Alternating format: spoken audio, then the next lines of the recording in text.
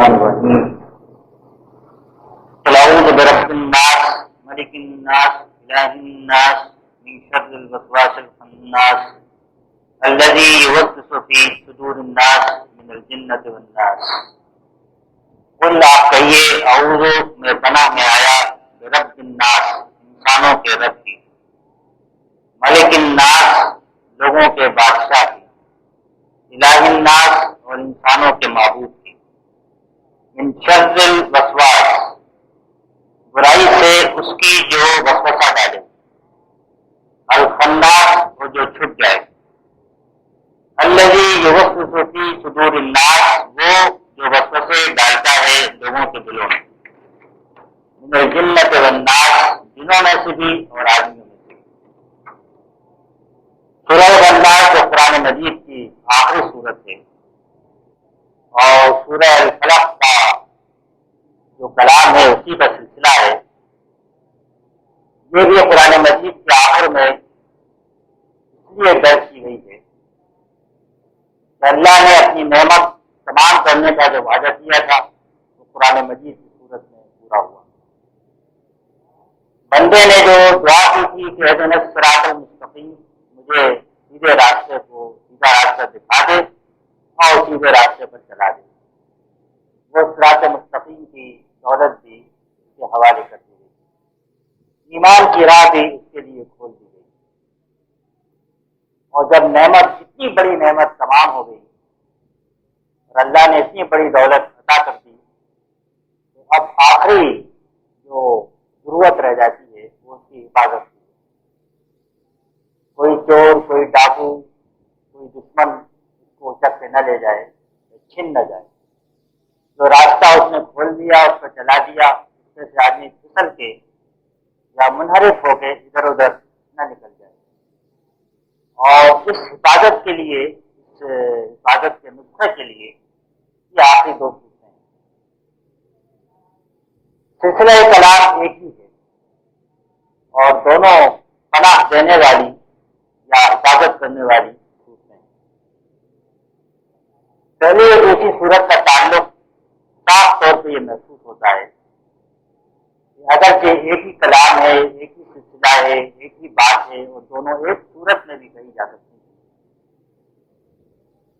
لیکن پہلی صورت میں ان مصیبتوں اور خطرات اور آفات سے پناہ مانگی گئی ہے اور اللہ تعالیٰ نے اس کا راستہ دکھایا ہے جو کہ جان و تن کو، جان و جسم کو لاحق ہو سکتی ہیں، جو مصیبتیں اس کے اوپر پڑ سکتی ہیں۔ اور اس میں کیونکہ دو قسم کے فرائض اللہ کی بندگی میں عائد ہوتے ہیں، ایک خود اللہ کی راہ پہ چلنا، اور ہر مسلمان کو یہ فرض ہے کہ جتنی اس کی استطاعت ہو، جتنا بس ہو، جتنے لوگوں سے اس کا تعلق ہو،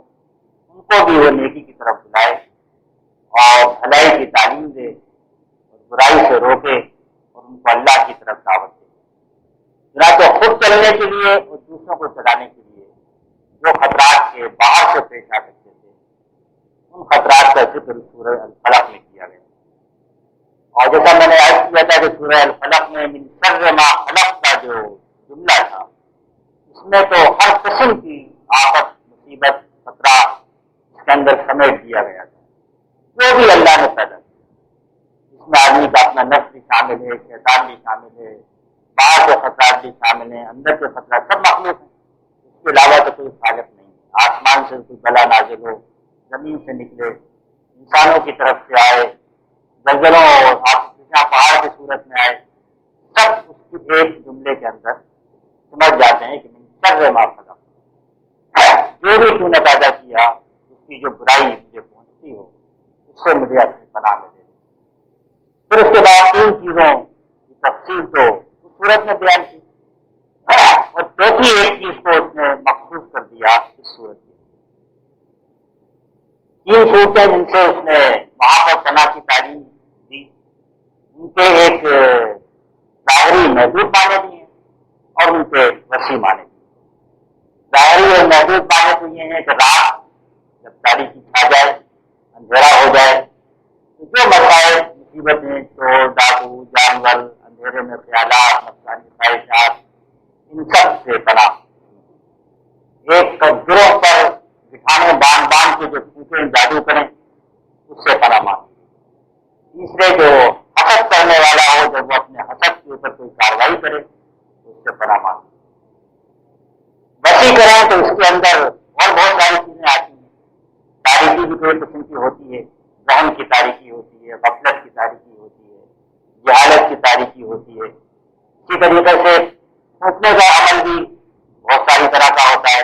کوئی کام میں پھونک جاتا ہے، رسوسے ڈالتا ہے باہر سے، یہ ساری چیزیں بھی اس میں آتی ہیں، اور پھر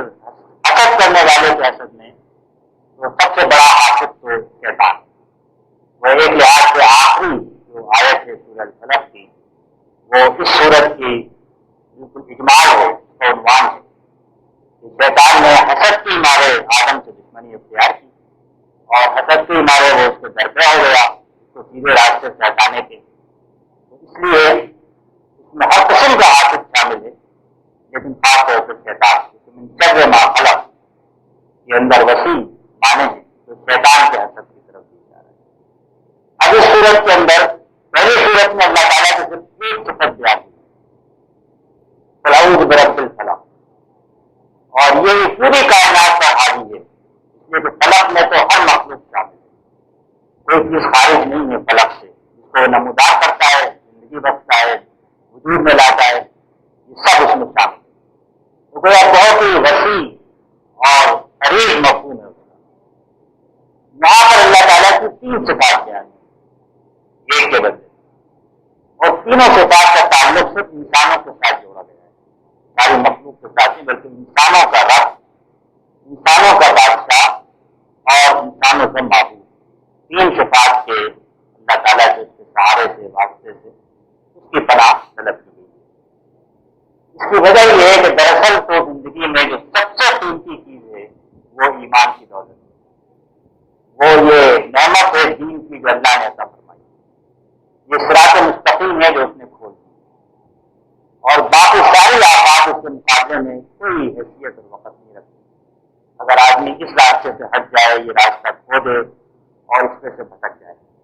اس لیے اللہ تعالیٰ نے یہاں پر ایک صورت کو اسی دشمن کے لیے مخصوص کیا جو کہ اس راستے سے ہٹانے والا ہے، اور اس کا کیا اس کے طریقے ہیں اور کیا ٹیکنیک ہے اور کس طرح وہ حملے کرتا ہے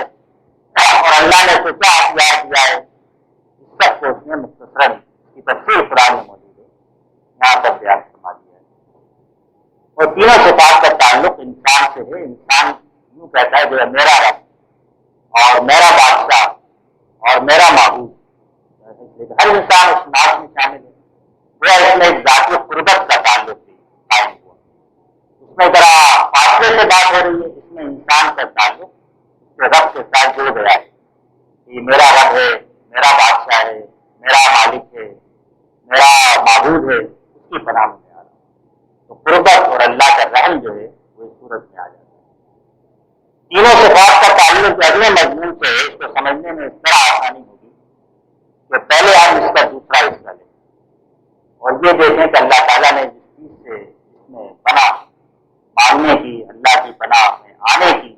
تعلیم دی ہے وہ کیا چیز ہے، اور پھر یہ محسوس ہوگا کہ جن صفات کا اس نے ذکر کیا ہے اس کا ان سے کیا تعلق ہے۔ تو فرمایا گیا ہے کہ وسوسہ ڈالنے والی تو اللہ تعالیٰ نے انسان کو جس آزمائش میں ڈالا ہے صراط مستقیم پہ، وہ یہ ہے کہ اپنے ارادے سے وہ برائی سے بچے اور نیکی کی راہ چلے۔ ارادہ کہیں باہر کی چیز نہیں ہے جو پایا جاتا ہے، اور انسان کے جسم میں بھی نہیں پایا جاتا، یہ ارادہ تو وہاں پایا جاتا ہے جس کو آپ سینہ کہیں، دل کہیں، دماغ کہیں، قلب کہیں، جو بھی کہیں، انسان کی شخصیت کا مرکز، جہاں سے وہ ارادہ کرتا ہے کہ مجھے یہ کرنا ہے، یہ دراصل اس کا مرکز ہے، اور اسی پر اس کا سارا معاملہ ہے، اس کو اس ارادے پر اختیار حاصل ہے، وہ چاہے تو اپنے برائی کا ارادہ کرے اور چاہے تو نیکی کا ارادہ کرے۔ اس کے علاوہ جتنی مخلوق سے ہم واقف ہیں، اس سے زیادہ ارادہ نہیں کر سکتا اللہ کی کائنات کا، جتنی مخلوق سے ہم واقف ہیں اس میں سے کسی کو یہ ارادے پر اختیار نہیں ہے، فرشتوں کو نہیں ہے، آسمان و زمین کے جو مختلف ستارے، ہوا، بادل سمندر ان میں سے کسی کو اپنے ارادے پہ اختیار ہے، انسان کو اپنے ارادے پہ اختیار ہے۔ تو گویا جو اس کا منبع ہے، سورس ہے، سرچشمہ ہے، وہ تو اس کے ارادہ ہے، اس کا خیال ہے کہ مجھے یہ کرنا ہے، مجھے نہیں کرنا، جس کا خیال بعد میں کرنا ہے وہ کرتا ہے، جس کا نہیں باندھے وہ نہیں کرتا۔ یہ دراصل اس کا مرکز منبع ہے، اور اگر کہیں سے کوئی سب سے پہلے خرابی پیدا ہوگی تو وہیں سے ہوگی، اور وہاں جو خیال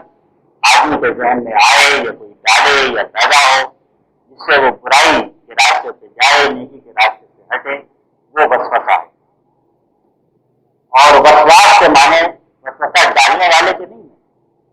بلکہ وسواس کے معنی وسوسہ بھی ہیں، اور وسواس اس کو اگر ہم وسواس کہیں اس کے معنی وسوسہ ڈالنا بھی ہے۔ لیکن یہ اس طرح لفظ استعمال ہوا ہے جس طرح ہم کہتے ہیں کوئی وہ آدمی تو سراپا رحم ہے، سراپا انصاف ہے، تو اس کے معنی یہ ہوتے ہیں کہ وہ اتنا انصاف پسند ہے کہ ہم اس کو کہہ سکتے ہیں کہ وہ تو انصاف ہے، اور وہ سراپا رحمت ہے، اتنا رحم کرنے والا ہے۔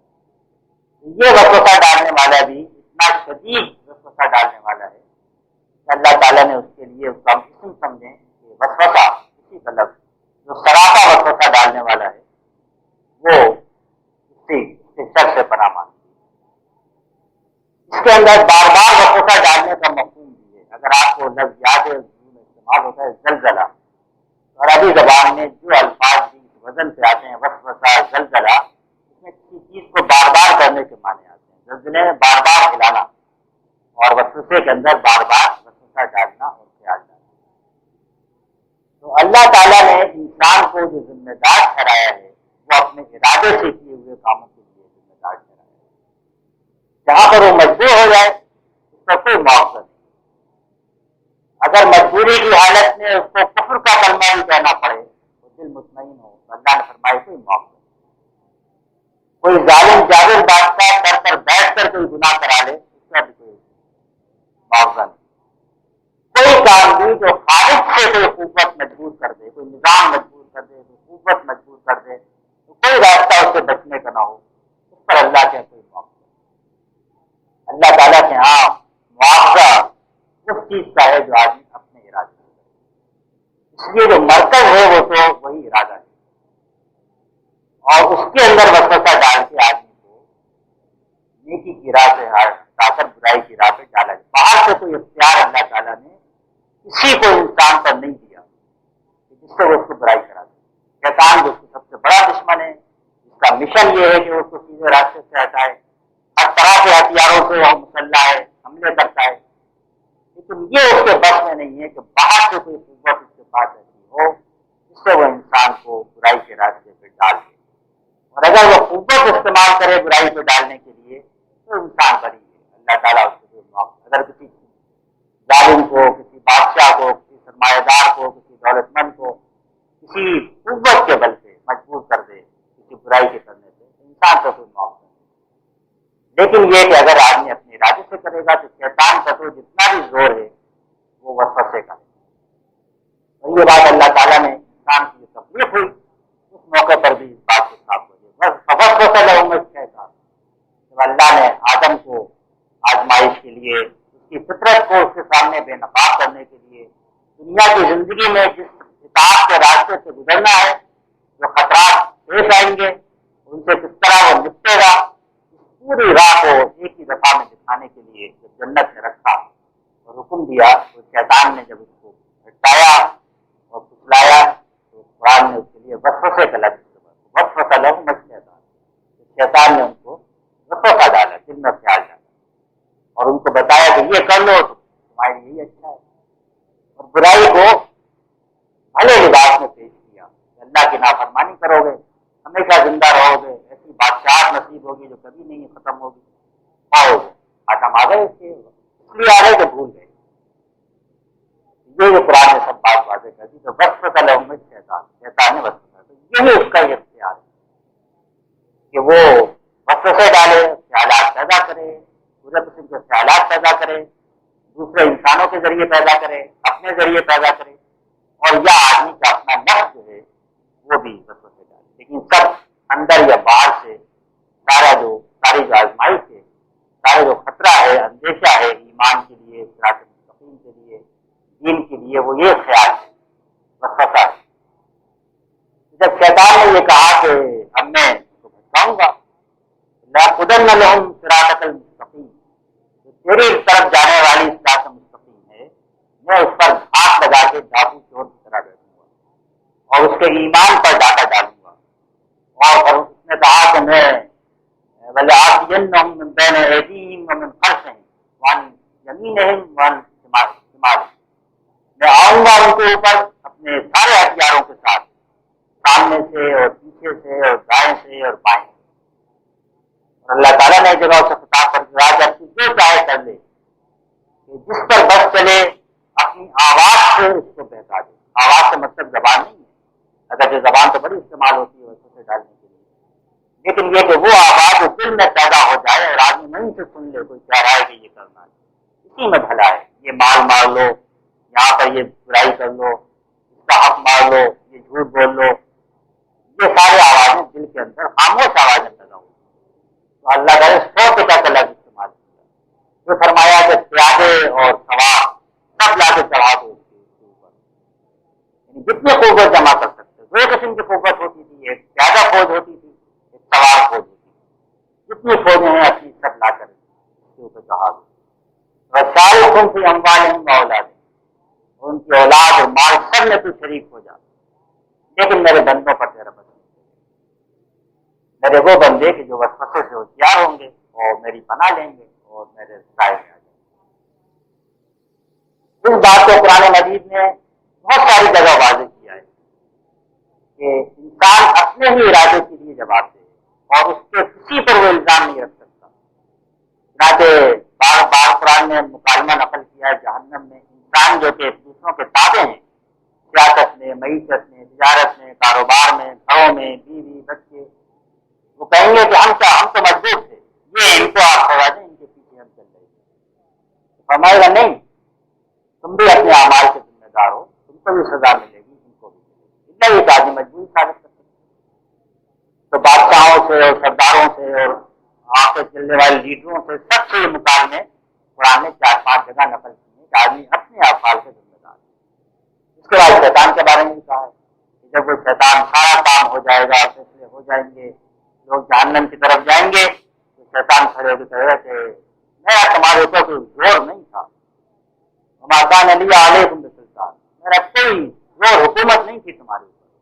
انی دعوتکم فاستجبتم، میں نے تم کو برائی کی طرف بلایا اور تم نے میری دعوت قبول کر لی، فلا تلومونی ولوموا انفسکم، اب مجھے مت گالی دو، ملامت کرو، بلکہ اپنے آپ کو کرو، تم نے کیوں میری بات مانی۔ یہ قرآن مجید نے کھول کھول کے جگہ جگہ اس لیے واضح کیا ہے کہ آدمی یہ نہ کہے کہ میں یہ بہانے بنا لوں گا کہ یہ نظام ایسا تھا اور لوگ ایسے تھے اور ماحول ایسا تھا، مجبوری تھی، وہ کام ہی نہیں چلتا تھا، سارے بہانے ہیں۔ ہر آدمی اپنے اعمال کا ذمہ دار ہے اور واقعی مجبور ہے تو اپنی مجبوری اللہ کے سامنے ثابت کرے، یہ میری مجبوری ہے، تو مجبوری کا عذر وہ قبول فرمائے گا جب آدمی خود مجبور ہو جائے، لیکن کسی دوسرے کے بہتانے کا عذر قبول نہیں فرمائے۔ یہ وسواس جو ہے دراصل یہ بہت وسوسے ڈالنے والا، جو وسوسے دل کے اندر ڈالتا ہے، وسوسے طرح طرح کے ہوتے ہیں جو شیطان ڈالتا ہے، یہ سب سمجھ پہچاننا وسوسے کا، یہ تو علاج کا پہلا مرض کو پہچاننا، اور اس سے نپٹنے میں اسی وقت آسانی ہوتی ہے جب آدمی پہچان لے کہ اصل سر چشمہ کہاں پر ہے۔ یہ کوئی باہر نہیں بچتا، کوئی سر چشمہ برائی کا باہر نہیں ہے ہمارے، ہم کہتے ہیں اس کو الزام دیتے ہیں، ٹی وی کو دیتے ہیں، اخباروں کو دیتے ہیں، مختلف چیزوں کو دیتے ہیں، یہ سر چشمے نہیں ہے برائی کا سر چشمہ تو اپنے اندر ہے، اور اس پر اگر آدمی کنٹرول کرے، قابو کرے، تو پھر آدمی نیکی کی راہ پہ چل سکتا ہے، اور نہ کرے تو برائی کا شکار ہو سکتا ہے۔ ویسے باہر سے تو سب کتنے حملہ ہوتے ہیں، عقائد میں ہوتی ہے کہ وہ سجاتا ہے کہ بھائی آخر اللہ کو کیا غرض پڑی تھی مجھے پیدا کرنے کی، کیا حاصل ہے، ایک عام خیال اکثر لوگ بولتے ہیں کہ ہم نماز پڑھنے میں اللہ کو کیا ملے گا، اور اللہ کو کس نے پیدا کیا، ہم تو مجبور ہیں، اللہ تعالیٰ نے سب کچھ لکھ دیا ہے ہم کیا کرنے والے، اب تو ہم کیا اس نے اسکرپٹ لکھ دیا ہے، ہم تو ایکٹر ہیں، ہم کام کر رہے ہیں، نہ ہم مجبوروں پر تہمت مختاری کی، جو چاہتے ہیں آپ کرتے ہیں، ہم پر آپ کہتے ہیں مختار، یہ سب ایک وسوسے عقائد کے باب میں۔ اس کے بعد پھر دنیا برتنے کے باب میں آتے ہیں۔ ان کی طرف سے بھی آتے ہیں جو طاقتور ہوتے ہیں، جن کے پاس اختیار ہوتا ہے، وہ کہتے ہیں اچھا تم ہمارا کہنا تو کر لو، ویسے با اختیار ماں باپ کہتے ہیں کہتا ہے جنت دوزخ ہم دیکھ لیں گے، ثواب عذاب کو ہم نپٹ لیں گے، جو ہم کہہ رہے ہیں وہ کر لو، ہم تو کرتے ہیں۔ یہ بھی ایک وسوسہ ہے ڈالتا ہے۔ اسی طریقے سے جو احسان جتاتے ہیں لوگ، ہم نے تم سے یہ احسان نہیں کیا ہے، اس کا بدلہ تم یہ دو، یہ بھی ایک وسوسے کی صورت ہے۔ اسی طریقے سے اور پھر جب غصہ آتا ہے تو شیطان کہتا ہے اگر یہ تم نے نہیں اس وقت بدلہ لیا تو پھر تمہاری عزت تو کچھ نہیں رہ جائے گی۔ پھر آدمی اٹھتا ہے کہ بدلہ لو، اور بدلہ لینے کے بعد پھر وہ ایک کے بعد قتل ہوتا ہے، دوسرا قتل ہوتا ہے، تیسرا قتل ہوتا ہے، ایک جھگڑا ہوتا ہے، دوسرا جھگڑا ہوتا ہے، میاں بیوی کے درمیان وہ کچھ نہیں ہوتا، وہ خیال ڈال جب یہ تو اس نے اس لیے کیا ہوگا، میری تسلیم کرنا چاہتا ہے، یہ باہر گیا ہے کسی عورت کے پاس گیا ہوگا، کچھ نہیں، لیکن بس شیطان کا وسوسہ ہے۔ پھر خرابی پیدا ہوتی ہے، بگڑتے جاتے ہیں، تو ہر ایک اپنی آن پہ ٹھن جاتا ہے، میں کیوں جھکوں وہ کیوں جھکے، اور وہ جھگڑا بڑھتا چلا جاتا ہے۔ سب کے اندر آپ دیکھیں گے کہ دل کے اندر ہے خیال، دل میں ایک عظم ارادہ ہے، اور وہ ہے کہ جو جڑ ہے ساری، جہاں آدمی اس کو نکال دے اور وہیں پر وہ قابو پا سکتا ہے۔ اپنے قابو پانے کی ظاہری تدبیریں بھی ہیں، حدیث میں بتائی گئی کہ غصہ آئے تو آدمی وضو کر لے تاکہ توجہ ہٹ جائے، کھڑا ہو تو بیٹھ جائے اور بیٹھا ہو تو لیٹ جائے، یہ ظاہری تدابیر، اور بہت ساری چیزوں میں حضور نے بتائی ہیں، بہت ساری تدابیر جن سے آدمی فوری طور پہ اپنے کسی بری چیز پر قابو پا سکتا ہے۔ کسی غلط کام کا خیال آئے تو اپنی بیوی کا خیال کرے، یہ بھی حدیث میں آیا، اور بہت ساری جہاں بھی ہے اپنی توجہ اس سے ہٹا کے تو کسی اچھی چیز کی طرف مبذول کر دے۔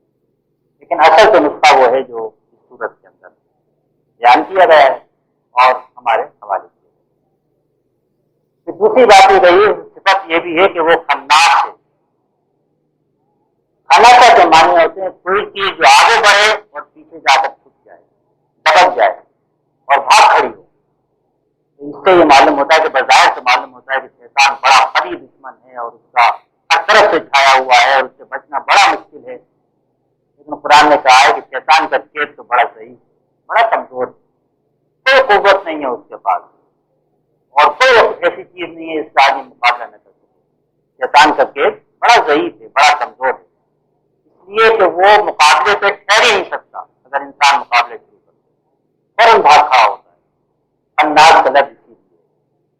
تو خناس میں ایک تو یہ پہلو آیا کہ یہ کشمکش جو ہے شیطان کے ساتھ، یہ ایک مسلسل کشمکش ہے،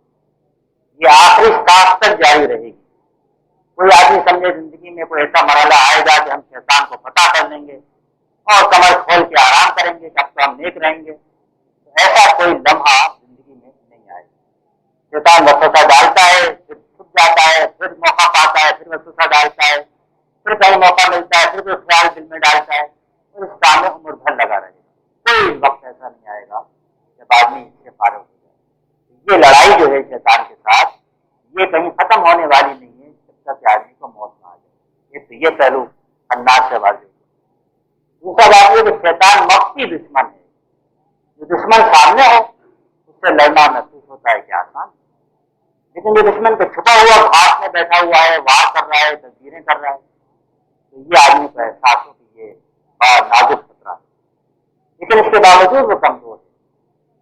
اور کمزور اس لیے ہے کہ اسی لیے وہ دبتا ہوا رہتا ہے۔ اور ایک دوسری کمزوری یہ ہے کہ جیسے ہی کوئی اللہ کا خیال آتا ہے، اللہ کی یاد آتی ہے، وہ میدان چھوڑ کے بھاگ جاتا ہے، اور اسی لیے اس میں اللہ کی یاد سے بنا لینے کا تعلیم دی گئی ہے۔ یہ قرآن میں بار بار حضور نے بھی اس کا کئی حدیثوں میں ذکر کیا ہے کہ انسان جو ہے، انسان کے پورے دل پہ شیطان چھایا ہوا رہتا ہے، لیکن جیسے ہی اللہ تعالیٰ کی انسان یاد کرتا ہے تو بھاگ شیطان ہٹ جاتا ہے۔ اور وہ شیطان کئی قسم کے ہیں، یعنی وہ بھی ہے کہ جو وہ شیطان جس نے آدم کے ساتھ مارکا کیا، ہمارے جمہور کا یہی عقیدہ ہے کہ وہ شیطان اب تک موجود ہے، حتیٰ کہ بعض علماء کی یہ بھی رائے ہے کہ نہیں وہ شیطان تو نہیں ہے، اب اس کی اولاد موجود ہے، لیکن یہ ایک بیکار کی بحث ہے۔ اگر یہ ثابت ہو جائے کہ وہی شیطان ہے تو، اور یہ معلوم ہے کہ اس کی اولاد ہے، تو خطرہ تو وہی ہے، اصل کی تو خطرہ ہے اور اس سے نپٹنا ہے۔ تو وہ شیطان، اس کی اولاد، انسان، اس آدمی کا اپنا نفس، جس کے بارے میں शैतान के साथ इस तरह चलता है, इस तरह के रगों के अंदर खून दौड़ता है। हदीस में बुखारी मुस्लिम दोनों में मशहूर वाकया है कि हुजूर एक दफा एहतिकाफ में बैठे हुए और आपकी ज़ौजा मोहतरमा हज़रत सफिया बिन्त हुयैय रज़ियल्लाहु अन्हा आपसे रात को कुछ बात करने आई। जब ये बात करती नहीं, रात में देर हो गई तो निकली तो आप उनको दरवाजे तक छोड़ने के लिए बाहर निकले। दरवाजे पर जब आप खड़े हुए उनके साथ तो अंसारी साहबी वहां से गुजरे और आप उनको देखकर जल्दी से आगे बढ़ने लगे। आपने कहा ठहर जाओ, ये मेरी बीवी सफिया बिन्त हुयैय है। सुभान अल्लाह, क्या हम आपकी रिस्पेक्ट करते थे कोई औरत आपने कहा लेकिन शैतान तो इंसान के साथ इस तरह दौड़ रहा है, इस तरह रगों में वो कोई बुरा ख्याल डाल, इसलिए अपनी वजाहत छपाई। आप जानते हैं कितनी अच्छी चीज पर आदमी गुमान ख्याल, पता नहीं किस तरह था, इसने मेरी तरफ इस तरह देखा, ये तो यूं खड़ा हुआ, ये कितने ख्यालात आदमी बेकार पालता है, उसमें अपना भी ब्लड प्रेशर खराब करता है और दुश्मनी और झगड़े भी मोल देता है। तो ये इस तरीके से शैतान नफ्स के साथ भी लगा हुआ है और वो कमजोर इसलिए है, जैसा मैंने कहा, जहाँ अल्लाह की याद आती है वो दबक जाता है और पीछे हट जाता है। फिर दबकने के एक मानी और भी है कि शैतान बुराई में डालने के लिए ख्याल डालते वक्त बड़ा आगे आगे रहता है और जब आदमी बुराई में पड़ जाता है और उसका खमियाजा दुनिया में भुगतता है तो फिर वो पीछे हट जाता है, तो कोई मदद नहीं करता है। वो इंतकाम की आग भड़काएगा, देखो अगर इंतकाम नहीं लिया सब लोग क्या कहेंगे, कैसा बहादुर था और इसका क्या खानदान। आदमी जाके कत्ल कर देता है, पुलिस में जाएगा, जेल जाएगा, फांसी पे चढ़ेगा, खून दर खून होगा, तो शैतान नहीं आएगा मदद करने कहीं, तो उसे छुड़ा दे और मदद करे।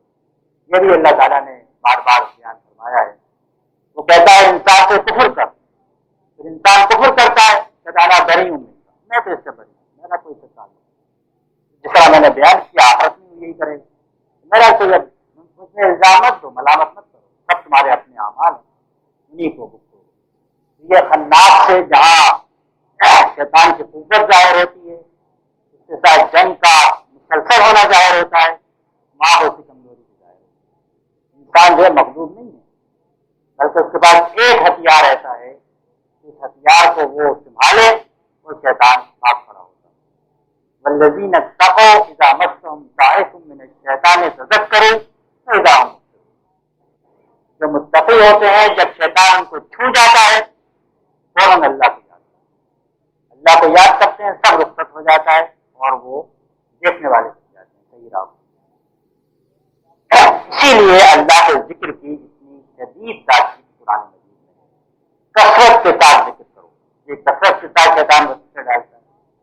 सुबह शाम जिक्र करो, कोई वक्त खाली न रहे। सुबह शाम शैतान पीछे लगा हुआ है, यानी हर वक्त करो और हर हाल में करो, उठते बैठते लेटते।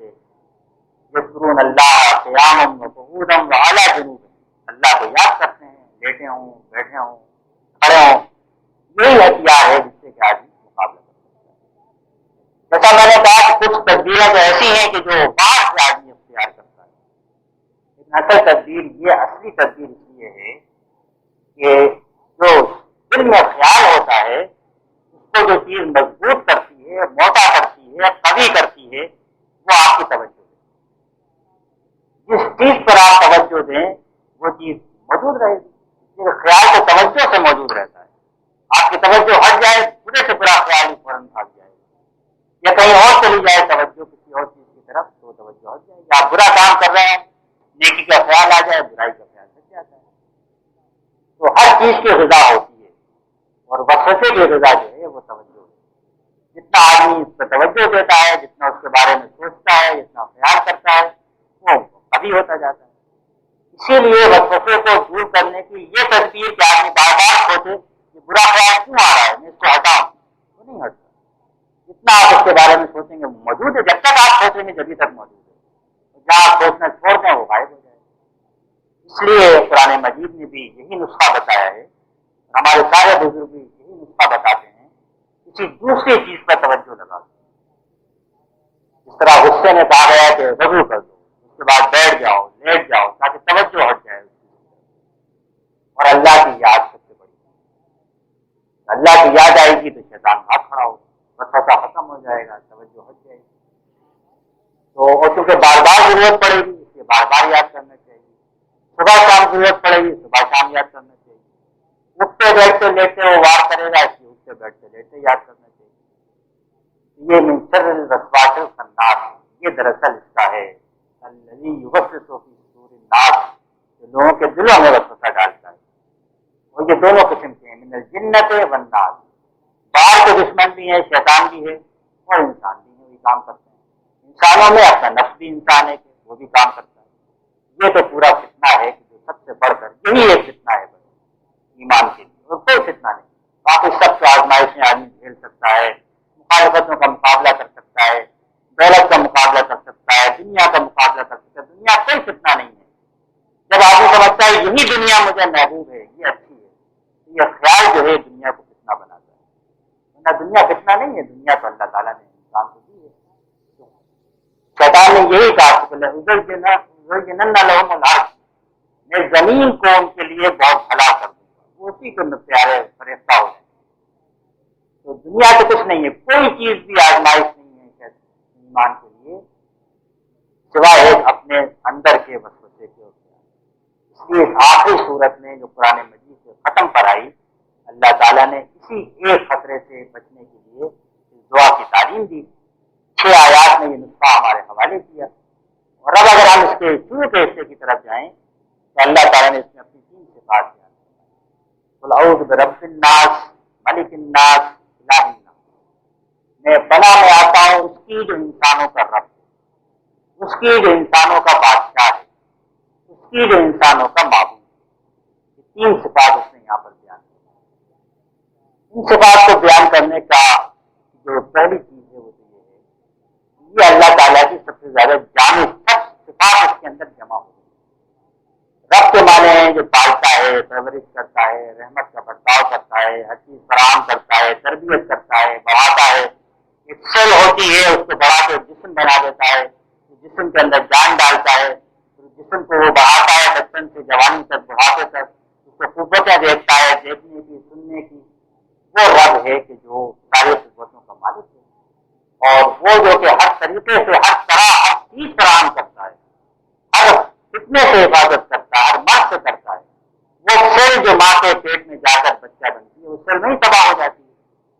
لاکھوں سیل جو ہے وہ نہیں برابر ہوتی، تباہ ہو جاتی ہے۔ وہی ایک سیل جس کو منتخب کرتا ہے وہ جا کے انسان بنتا ہے۔ یہ اس بات کی علامت ہے کہ اس نے پہلے سے اپنی نگاہ میں اپنی حفاظت میں لے لیا ہے۔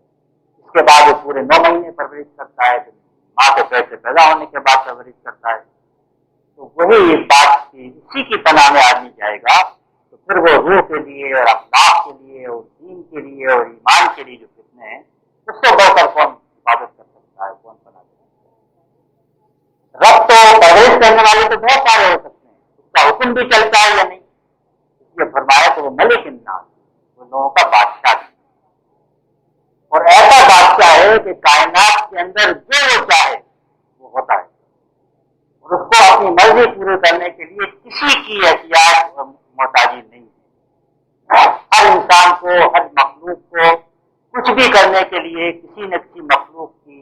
محتاجی ہوتی ہے، اللہ کو کسی کی محتاجی نہیں ہے۔ انما امرہ اذا اراد شیئا ان یقول لہ کن فیکون، اس کا تو پورا امر اور حکم اس نظام پر قائم ہے، وہ ارادہ کرتا ہے وہ چیز ہو جاتی ہے، اور خود اس کو نہیں چاہیے اس کے لیے درکار ہو کہ وہ اپنے کام کو کرے۔ ماشاء کانا ما لم یشاء لم یکن، حضور نے روز صبح دعا مانگنے کی تعلیم دی ہے، جو وہ چاہے گا وہ ہو جائے گا، جو وہ نہیں چاہے گا وہ نہیں۔ ولا تقولن لشیء انی فاعل ذلک غدا الا ان یشاء، یہ مت کہو میں کل یہ کام کروں گا الا یہ کہ یہ نہیں کہو مگر اگر اللہ چاہے، میں نہیں کر سکتا جو کرے۔ تو وہ تو ایسا بادشاہ ہے کہ جو چاہتا ہے وہی ہوگا، جو وہ نہیں چاہتا وہ نہیں ہوگا، جو اس کا حکم ہے۔ اس بادشاہ سے بڑھ کر کون ہر وقت، ہر دم، ہر لمحے، ہر جگہ شیطان کے وسوسے سے بچا سکتا ہے۔ اس کے بعد تیسرے آئے الہ الناس، الہ کہتے ہیں معبود کو، اس کی آدمی غلامی اختیار کرے، پرستش کرے، پوجا کرے۔ چاہے پوجا اور پرستش کا لفظ ظاہر کرتا ہے اس میں اپنی شیفتگی، شوق، محبت اور تذلل کا اظہار جو ہے وہ الہ کے سامنے۔ الہ کے معنی آپ اردو میں لفظ بولتے ہیں نا، میں اس سے والہانہ تعلق رکھتا ہوں۔ یہ والہانہ کا لفظ ہے، یہ الہ سے نکلا ہے، اس کا معنی دل کی گہرائیوں سے اور شوق سے اور محبت سے میں اس کے ساتھ تعلق رکھتا ہوں۔ تو پھر اس کے اندر یہ ساری صفات کی جمع کہ وہ رب بھی ہے اور بادشاہ بھی ہے اور معبود بھی ہے، پرستی۔ آدمی جس شوق سے اس کے پاس جائے گا، محبت سے جائے گا، پیشانی پھینکے گا، ہاتھ باندھ کے کھڑا ہوگا، آنسو بہائے گا، اس سے ہر چیز سے بڑھ کے محبت کرے گا، والذین آمنوا اشد حبا للہ، تو وہ اس سے بڑھ کر کون ہے کہ سہارا دے گا۔ تو یہ تین صفات جو اللہ تعالیٰ نے یہاں پر بیان فرمائی، اس لیے بیان فرمائی کہ وہی اس کا اہل ہے، وہی اس کا مستحق ہے، وہی اتنی قدرت رکھتا ہے کہ وہ شیطان جو چھپ چھپ کے حملے کرتا ہے، نظر نہیں آتا، وہ خیال جو پتا کہ آدمی بھی مٹھی میں لے سکتا، وہ دل میں آ جاتا ہے کہ یہ کر، وہ خیال جو ہے اس سے تو وہی بچا سکتا ہے جس نے کہ یہ خلیے سے سیل سے لے کر انسان تک پرورش کی، ہر چیز عطا کی، اس کا حکم ہر چیز پہ چلتا ہے، وہ خیال بھی اس کے حکم سے باہر نہیں ہے۔ اس خیال سے تو کوئی بادشاہ دنیا کا، کوئی فلسفی، کوئی حکمراں، کوئی جابر، کوئی جیل کی زنجیریں، کوئی پھانسی کا تختہ، کوئی چیز بھی آدمی کے خیال پر قابو نہیں پا سکتا۔ مطلوب بات ہے جو دل میں خیال ہے وہ تو رہے گا، اللہ تعالیٰ کے بس میں وہ خیال ہے، اس کو محض کر سکتا ہے، اس لیے تو بادشاہ ہے، ملک ہے، اس کی بادشاہت سے ایک پتا بھی باہر نہیں ہے اور ایک خیال بھی باہر نہیں ہے، اس کی بات خدائی سے باہر نہیں ہے، اور پھر وہ معبود ہے، پرستی سے محبت کرتا ہے، انسان بھی اس سے محبت کرتا ہے، اس کی ربوبیت، اس کا حکم، اس کی محبت، یہ وہ چیزیں ہیں کہ جو اس بات کی ضمانت ہے کہ آدمی اس کی پناہ میں آ جائے گا تو شیطان سے محفوظ ہوگا۔ یہ صرف تعلیم نہیں ہے بلکہ یہ نسخہ بھی ہے۔ اس کا مطلب یہ ہے کہ جتنا آدمی اللہ کی ان صفات کو یاد رکھے گا اتنا وہ شیطان کے حملے سے محفوظ ہوگا۔ جو حملہ ہوگا، حملے اسی طرح سے ہوتے ہیں نا، پتہ نہیں میرے کیا، میں ایک پیسہ میں نے خرچ کر دیا تو میرے پاس تو مال کم ہو جائے گا۔ شیطان یہی حکم الفقر، شیطان روکے دیتا ہے کہ غریب ہو جاؤ، معلوم ہوتا ہے دینے والا تو وہ ہے، رب ہے، بیٹھا ہوا ہے، پیسے سے خزانے میں کمی آ سکتی ہے۔ اسی طریقے سے وہ خواب دلاتا ہے تم نے یہ کام کیا تو یہ ہو جائے گا، یہ نقصان پہنچ جائے گا، تو ملک الناس تو وہ ہے، بادشاہ تو وہ ہے، اس کا حکم چلتا ہے، کسی کو نقصان پہنچانے سے کیا نقصان ہے۔ اس طریقے سے محبت پیدا ہو جاتی ہے، محبت سے خاطر آدمی کرتا ہے،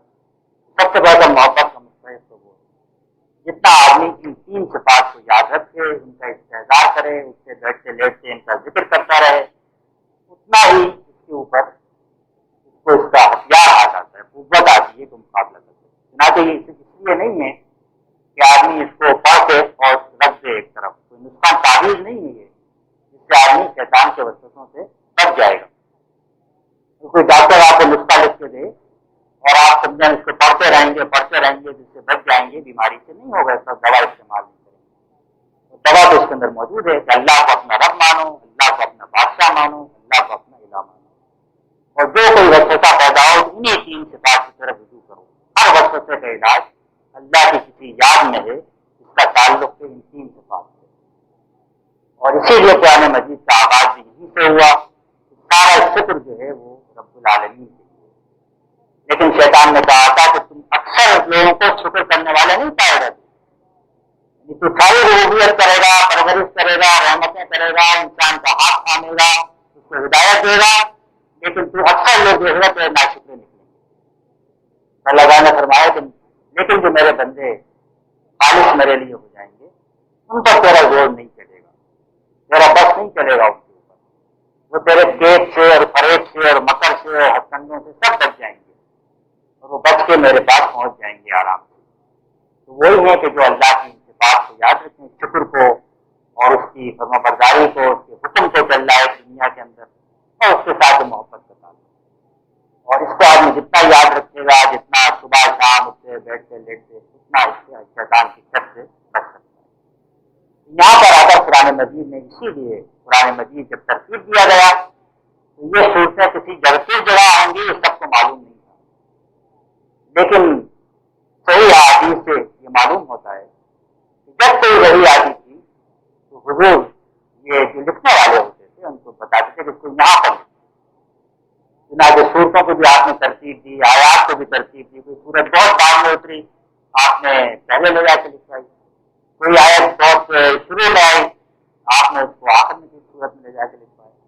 اس لیے کہ اکثر علماء یہی سمجھتے ہیں، میرا بھی یقین ہے کہ قرآن مجید شروع سے آخر تک مسلسل مربوط کتاب ہے، اس کا ہر حصہ دوسرے حصے سے متعلق ہے۔ ایسا نہیں ہے کہ بالکل بہن بات ادھر آ گئی پیج ہو، کیونکہ سارا مضمون مسلسل چلتا ہے۔ اور اس کا شروع بھی سورہ فاتحہ سے ہوا ہے، وہ بھی ایک خاص اس کی تعلیم اور اس کی مصلحت ہے، اور اختتام ان دو صورتوں پر آ کر اسی لیے ہوا ہے کہ یہ اب آخری چیزیں جو آدمی کو چاہیے، صراط مستقیم اس کو معلوم ہو گئی، اس پر وہ چل رہا ہے۔ اللہ نے اپنی نعمت تمام کر دی، ہدایت دے کر جو معصوم تعلق نعمت، اسلام کا دین دے دیا، سب کچھ دے دیا اور ایمان کی نعمت دے دی۔ اب اس راستے پہ تو جو سچا قیمتی راستہ ہے، شیطان ہاتھ میں بیٹھا ہوا ہے، آگے سے آئے گا، پیچھے سے آئے گا، دائیں سے آئے گا، بائیں سے آئے گا، دل میں چونک ڈالے ہوئے ہیں، دماغ میں خیال ڈالے گا، انسانوں کی صورت میں آئے گا، شیطانوں کی صورت میں آئے گا، اپنے خیالات کی صورت میں آئے گا، لیکن اس کا ایک ہی اختیار ہے، یہ اللہ نے واضح کر دیا، اور وہ ہے اس کا وسوسہ۔ دل میں خیال ڈالنے کے علاوہ اور کوئی اختیار اس کو نہیں ہے، کوئی کام نہیں کرا سکتے۔ جتنے ہم بہانے ڈھونڈتے ہیں، مجبوری کے، ماحول کے، جبر کے، ظلم کے، کوئی بہانہ صحیح بہانہ نہیں، اصل بہانہ تو اصل چیز تو وسوسہ ہے۔ جیسا میں نے شروع میں عرض کیا تھا، اگر مجبور ہے واقعی آدمی، کوئی صلاحوں میں باندھ کے کوئی کام کراتا ہے، کوئی سب تلوار رکھ کے کراتا ہے، اس کے لیے اللہ تعالیٰ کوئی معاوضہ نہیں کرے گا، اس نے بالکل صاف کر دیا۔ جو کام اپنے خیال سے کرے گا اسی پر وہ پکڑ کرے گا، جنت میں بھیجے گا اگر اچھا کام کرے گا، اور جہنم میں بھیجے گا اگر برا کام کرے گا۔ تو ایک وسوسہ ہے جو خیال ہے، اس پر تو کنٹرول کی ضرورت ہے، اور وہ اللہ کی یاد سے ہوتا ہے، اللہ کی صفات کو یاد کرنے۔ جس نے کہا کہ اعوذ برب الناس ملک الناس الہ الناس، اس نے اپنی پوری زندگی اللہ کے حوالے کر دی۔ اللہ کو یا کوئی خطرہ نہیں ٹھہر سکتا، کوئی لالچ نہیں ٹھہر سکتا، کوئی خوف نہیں آ سکتا، اس لیے کہ ملک الناس تو وہ ہے، تو خوف کس کا اور لالچ کس سے، جب رب العالمین وہ ہے، اور محبت کس کی، جبکہ الہ الناس بھی وہی ہے۔ تو جو بھی چیزیں آدمی کو راستے سے ہٹاتی ہیں، ان سب کا علاج تو اللہ کی انہی صفات کو یاد کرنے میں۔ یہاں پر آ کر اس جو بھی صورتیں جو ہم نے شروع کی تھی سورہ وجم سے، یہ اللہ کے فضل سے آج ختم ہو گئی، اور اگلے دنوں کو میں انشاءاللہ ان ساری 24 میں جو بڑے بڑے مضامین ہیں ان کا خلاصہ ایک ہی دفعہ میں آپ کے سامنے پیش کروں۔ واقع دعوانا الحمدللہ رب العالمین، والصلاۃ والسلام علی رسول الکریم، اما بعد فاعوذ باللہ من الشیطان الرجیم، بسم اللہ الرحمن الرحیم۔ سورہ والشمس سے شروع کر کے سورہ والناس تک 24 صورتوں کی تفسیر، تشریح اور تفہیم ہم نے گزشتہ چند ماہ میں مکمل کی ہے۔ ان صورتوں کو منتخب کرنے کا اصل مقصد تو یہ تھا، یہ وہ صورتیں ہیں جو عام طور پر نمازوں کے اندر پڑھی جاتی ہیں، مختصر ہیں، آسانی سے یاد ہو جاتی ہیں، کم وقت میں پڑھ لی جاتی ہیں، لیکن اپنے مضامین کے لحاظ سے اور اپنی تعلیمات کے لحاظ سے یہ بڑی صورتوں سے کوئی کم نہیں ہے۔ صورت کے معنی دراصل فصیل کے ہوتے ہیں، وہ ایک صورت جو ایک پورا شہر ہے، اور صورت نے ایک پورے شہر کے برابر مضامین کو اپنے اندر جمع کر لیا ہے۔ قرآن مجید میں 286 آیات پر مشتمل سورہ بقرہ جیسی لمبی صورت بھی ہے، اور 3 آیات پر مشتمل سورہ الکوثر کی طرح مختصر صورت بھی ہے، لیکن ان کی اہمیت کے اندر کوئی فرق ان کے سائز کی وجہ سے نہیں ہے، بلکہ چھوٹی صورتوں کا فائدہ ہی یہ ہے کہ جس طرح اشعار یاد ہو جاتے ہیں، چھوٹے چھوٹے محاورے اور کہانیاں یاد ہو جاتی ہیں، ضرب المثل زبان پر چڑھ جاتی ہے، اس طرح دین کی ساری اہم اور بنیادی تعلیمات کنویں میں بن کر کے الفاظ کے ہمارے ہاتھ میں تھما دی جائیں، آسانی سے یاد ہو جائیں، بار بار ہم دہراتے رہیں اور پڑھتے رہیں۔ اور جیسا آپ نے کہ 24 صورتوں کا درس سن کے اندازہ کیا ہوگا، اپنے مضامین کے لحاظ سے یہ قانونی احکام پر تو مشتمل نہیں ہے، لیکن دین کی جتنی بھی بنیادی تعلیمات ہیں، عقائد اور ایمان اور اخلاق اور معاملات، وہ سب اس کے اندر جمع کر دیے گئے ہیں۔ سورہ الشمس سے اس مجموعے کو منتخب کرنا کوئی حدیث یا قرآن سے ثابت نہیں ہے، بلکہ میں نے اپنی سمجھ اور فہم کے لحاظ سے یہاں سے اس لیے سلسلہ شروع کیا کہ یہ وہ صورت ہے جس میں کہ انسان کا اس کائنات میں مقام واضح کیا گیا ہے، اور قرآن مجید کا موضوع یا تو اللہ ہے اور یا انسان۔ جو بھی ہم کہہ سکتے ہیں اللہ اور انسان کے مابین تعلق قرآن کا موضوع ہے۔ چنانچہ سورہ فاتحہ اللہ کی حمد سے شروع ہوتی ہے اور سورہ الناس انسانوں کے ذکر پر ختم ہوتی ہے۔ سورہ فاتحہ میں بھی انسانوں کی طرف سے ہدایت کی درخواست ہے، راستہ دکھانے کی دعا ہے، صحیح راستے پر چلانے کی اللہ سے درخواست ہے، اور درخواست اسی لیے کہ انسان یہ سمجھتا ہے کہ زندگی جو اس کو ملی ہے، زمین پر جو مہلت دی گئی ہے، جو جسم و جان اس کے سپرد کیے گئے ہیں، زمین کے جو انسان اور وسائل سے اس کا تعلق باندھا گیا ہے، ان سب میں اس کو صحیح روش جو دنیاوی میں بھلائی کا موجب نہ ہو، بلکہ دنیا کے بعد کی زندگی میں بھی اس کے لیے فلاح اور خیر کا موجب ہو، وہ صرف اس کا رب اور اس کا خالق اس کو بتا سکتا ہے۔ اس لحاظ سے کیونکہ سورہ الشمس انسان کے ذکر سے شروع ہوتی ہے، اس لیے میں نے یہاں سے سلسلے کو شروع کر دیا تھا، اور یہ ان صورتوں میں بھی سر فہرست ہے ان کے بارے میں نبی کریم صلی اللہ علیہ وسلم سے ثابت ہے کہ آپ بھی ان کو نمازوں میں عموماً پڑھا کرتے تھے، اور جب صحابہ کو آپ نے مختصر قرأت کرنے کی تاکید کی تو جن صورتوں کے نام لیے تقریباً یہیں سے شروع ہوتے ہیں۔ ان 24 صورتوں میں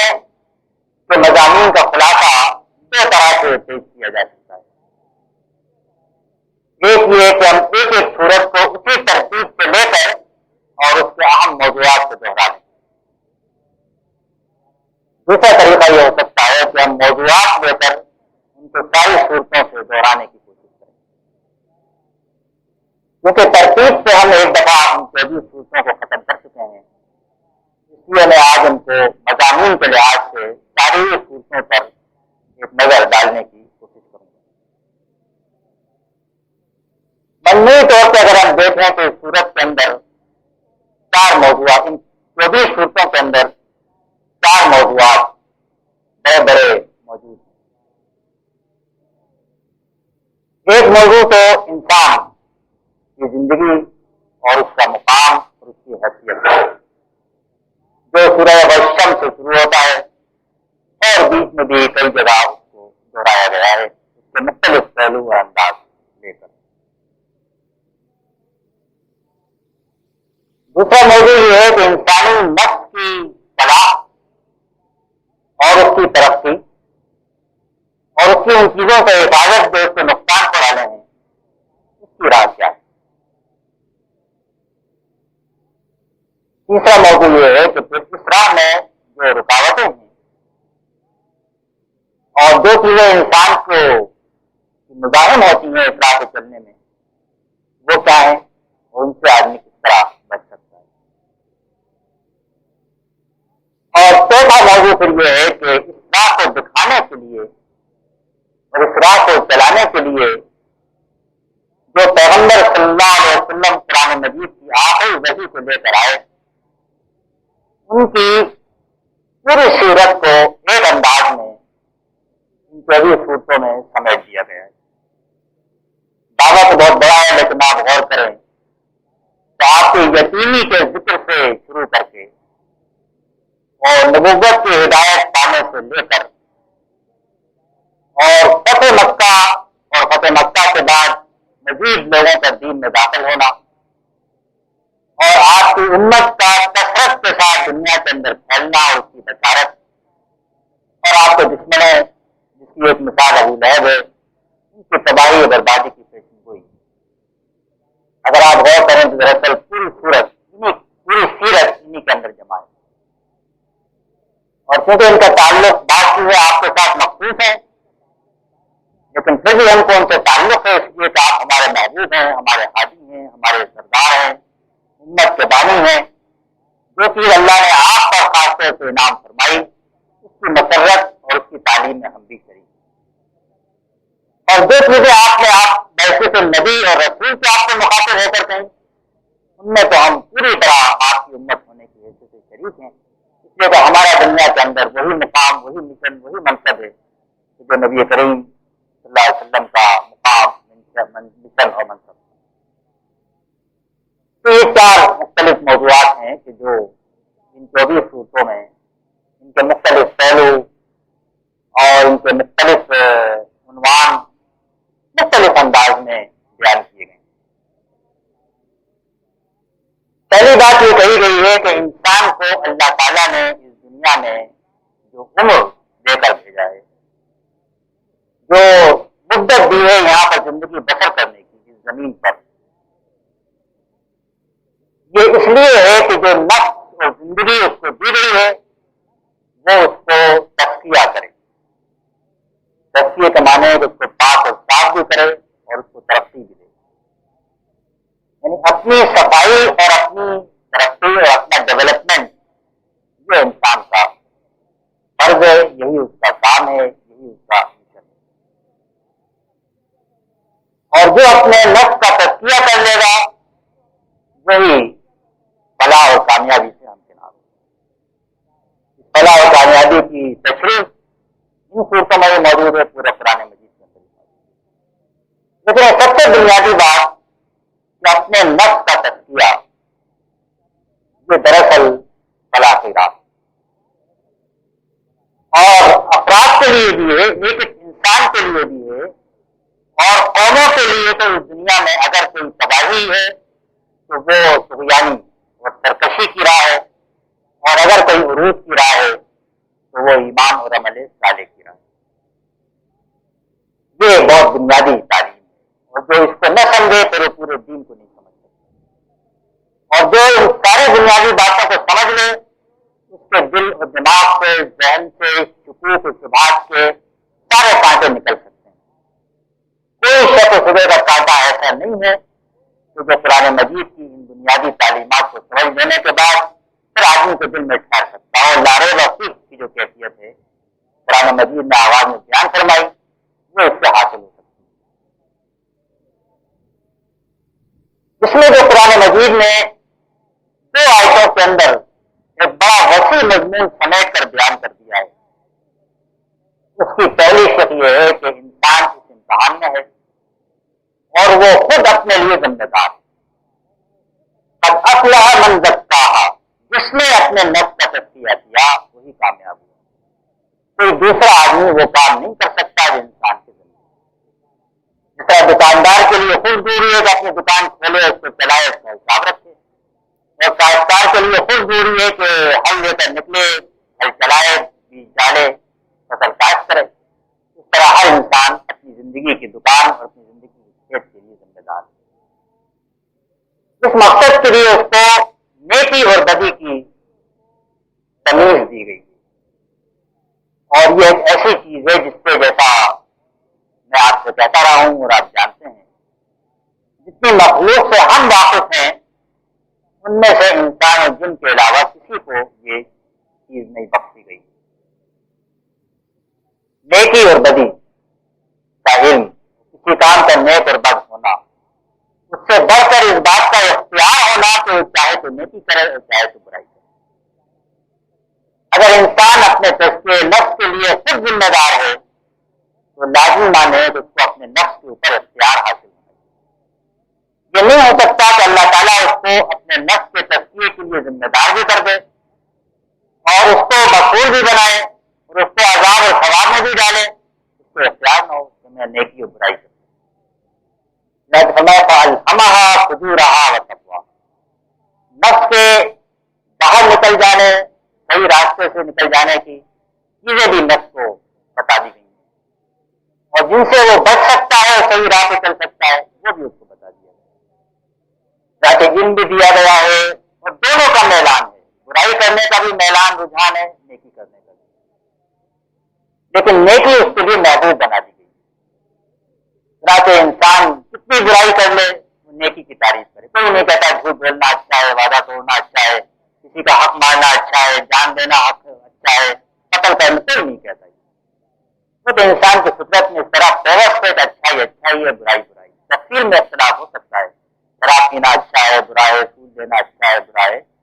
لیکن جو بنیادی نیکیاں ہیں ان کے بارے میں کوئی اختلاف انسانوں کے درمیان نہیں پایا جاتا۔ برائی کرنے والے بھی اپنے عمل کی کوئی تعبیر ایسی کرتے ہیں جس سے وہ ثابت کریں کہ نہیں یہ تو ہم مجبور ہیں، اچھا کام نہیں کر رہے، مجبور ہے اور کیا کریں۔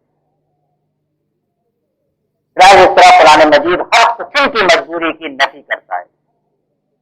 قرآن اور حدیث سے ہم کو کوئی ایسی تعلیم نہیں ملتی کہ انسان مجبور ہے کسی چیز کے حد، نہ وہ زمانے کے ہاتھوں مجبور ہے، نہ وہ تاریخ کے ہاتھوں مجبور ہے، نہ وہ اپنے سے بالادست لوگوں کے ہاتھوں مجبور ہے، نہ بیوی شوہر کے ہاتھوں مجبور ہے، نہ بچے والدین کے ہاتھوں، نہ ریت حکمرانوں کے ہاتھوں۔ ہر آدمی خود اپنے ہی لیے مختار ہے، اور جہاں وہ مجبور ہے پھر وہاں جواب دینے، جہاں بھی واقعی کوئی زبردستی اس سے کوئی کام کرا لے اس کے لیے کوئی اس کا معاوضہ نہیں ہے، کوئی عذاب، جہاں کوئی اختیار ہے وہیں پر اس کے لیے عذاب و ثواب کے سوال پیدا ہوتا ہے۔ جتنے قدیم و جدید فلسفے اور گمراہیاں اور شیطان کے وساوس ہیں ان کا بڑا حصہ تو مجبوری کے باہر میں آتا ہے۔ اسی سے آپ پوچھیں کیا کریں، زمانہ ہی ایسا ہے مجبور، آپ ہر شخص کی زبان سے گناہگار کی یہ الفاظ تو ضرور سن لیں گے کہ آج کا زمانہ ہی ایسا ہے، کیا کریں، اس کے بغیر تو کام ہی نہیں چلتا۔ اگر واقعی کام میں چلتا ہو تو اللہ تعالیٰ کوئی سزا نہیں دے، لیکن وہ خود جانتا ہے کتنا کام چلتا ہے اور کتنا کام نہیں چلتا، اور کتنا آدمی مجبور ہے کتنا مجبور ہے۔ اور انسان کے نفس کو اس نے ٹھیک ٹھیک اس مقصد کے لیے مناسب بنایا۔ نفس وما سواہا، سوا کے معنی تصویر کے معنی ٹھیک ٹھیک اپنے مقصد کو پورا کرنے کے لیے اس کو بنا دینا۔ اسی بات کو اس نے سورہ والتین میں کہا ہے، لقد خلقنا الانسان فی احسن تقویم، ہم نے انسان کو بہترین سانچے میں بنایا۔ اسی بات کو دوسرے انداز میں سورہ والعصر میں کہا ہے، یہ زمانہ جو پگھلتا چلا جا رہا ہے یہ تو اسی امتحان کے لیے ہے، اور انسان چاہے تو اس کو صحیح راہ پہ استعمال کر سکتا ہے، اسی کا اپنا ایمان اور عمل صالح درکار ہے۔ پھر قوموں کے بارے میں بھی اس میں وضاحت کر دی گئی ہے کہ قومیں اگر خرابی کی راہ پہ جاتی ہیں، برباد ہوتی ہیں، تباہی ہوتی ہیں، اس کی وجہ طغیانی ہے۔ کذبت ثمود بالتقویٰ، طغیانی یعنی سیلاب، پانی جب بند توڑ کے نکل جائے، سیاست میں نکل جائے، معیشت میں نکل جائے، تجارت میں نکل جائے، خاندان میں نکل جائے، جہاں حدود توڑ کے نکل جائیں گے لوگ، وہاں پر قوم تباہی کی طرف جائے گی۔ اور جب جو بدبخت لوگ ہیں لوگ ان کے پیچھے چل پڑیں گے نیک لوگوں کو چھوڑ کے، تو قوم تباہی کی پیچھے جائے گی۔ اور سمود کی اونٹنی تو اسی بات کا نشان تھی کہ سب کے حقوق مقرر ہیں، اس کی باری ایک دن مقرر تھی پانی پینے کی، قوم کی باری دوسرے دن مقرر تھی، اور یہی ان کو ناگوار تھا کہ اونٹنی کی باری مقرر، حقوق اگر مقرر ہو تو لوگوں کو ناگوار ہوگا، بڑھ کے دوسرے کے حق پہ ہاتھ مارتے ہیں، لہٰذا اونٹنی کے حق پہ ہاتھ مارا اور اس کو مار دیا، تو وہ قوم برباد ہوئی۔ یہ قصہ میں تفصیل سے نہیں آیا، لیکن چند جملوں کے اندر یہ پوری تاریخ کی حکمت اور تاریخ کا فلسفہ یہ سورج کے اندر بیان کر دیا گیا۔ تو یہ قوموں کے بارے میں بات ہوئی۔ دوسرا موضوع پھر یہ ہے کہ اگر انسان اور قوموں کا سارا انحصار نیک عمل پر ہے تو پھر اس کی راہ کیا ہے؟ چنانچہ اس کی راہ ان صورتوں میں ایک تو ایمان اور عمل صالح سے تعبیر کی گئی۔ سورہ والتین میں بھی کہا گیا الا الذین آمنوا وعملوا الصالحات، انسان نیچے سے نیچے گرتا چلا جائے گا سوائے ان کے جو ایمان اور عمل صالح کی رہے گا۔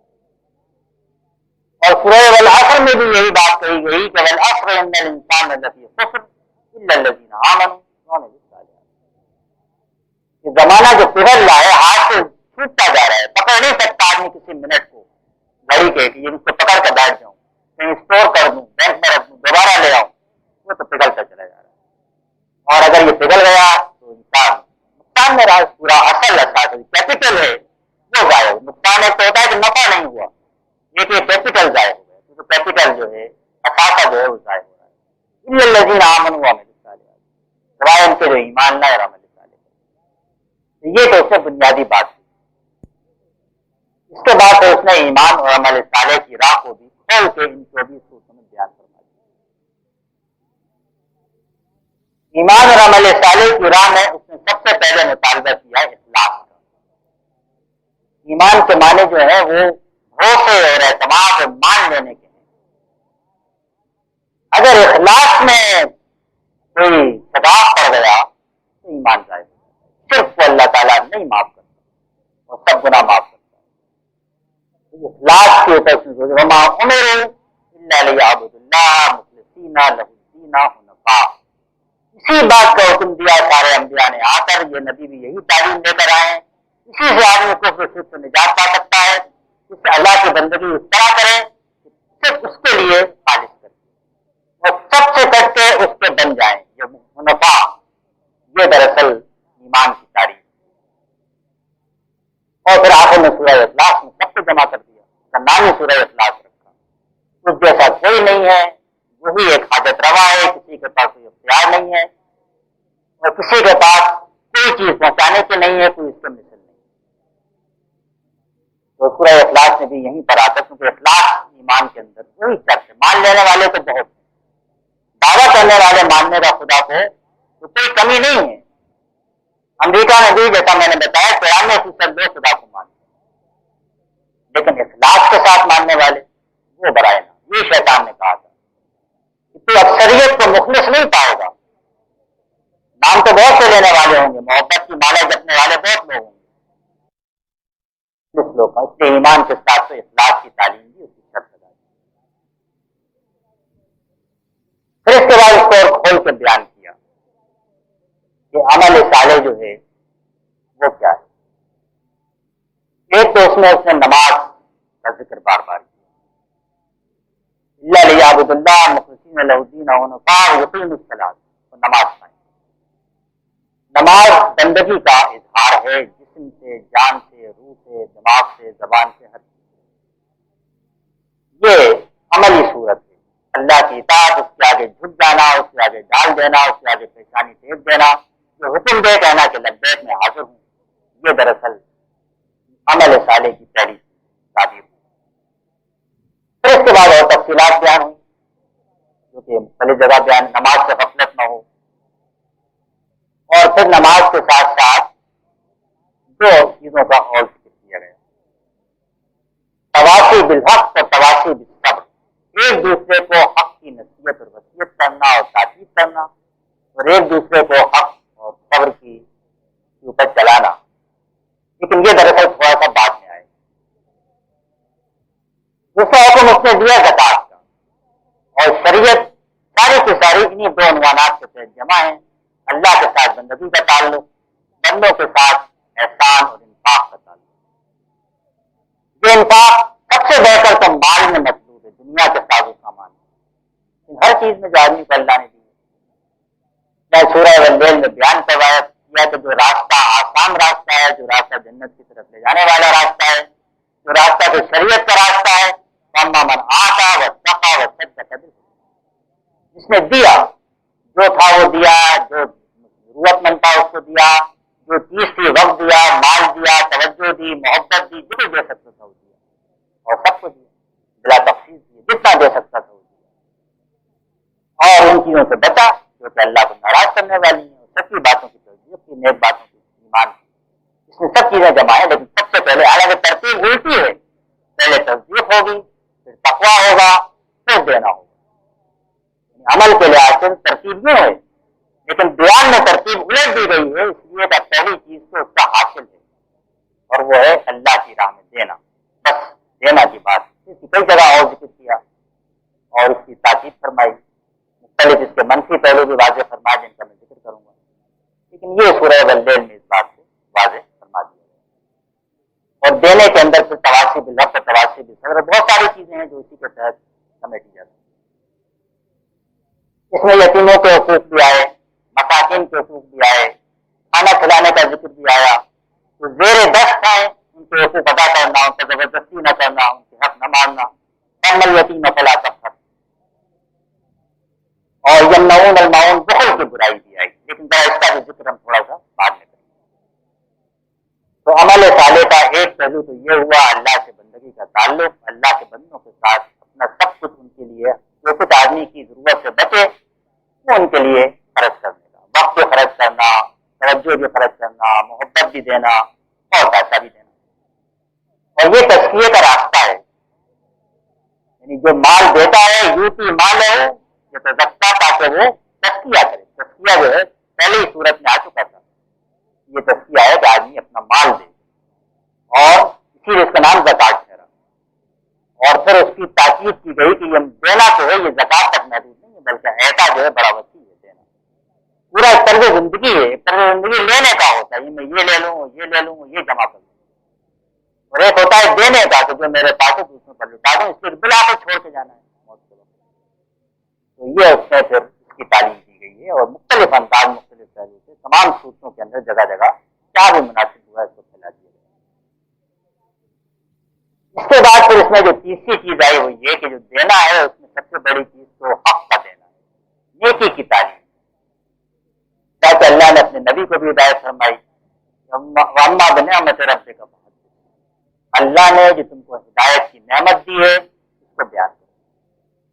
اور اس کو پھیلاؤ،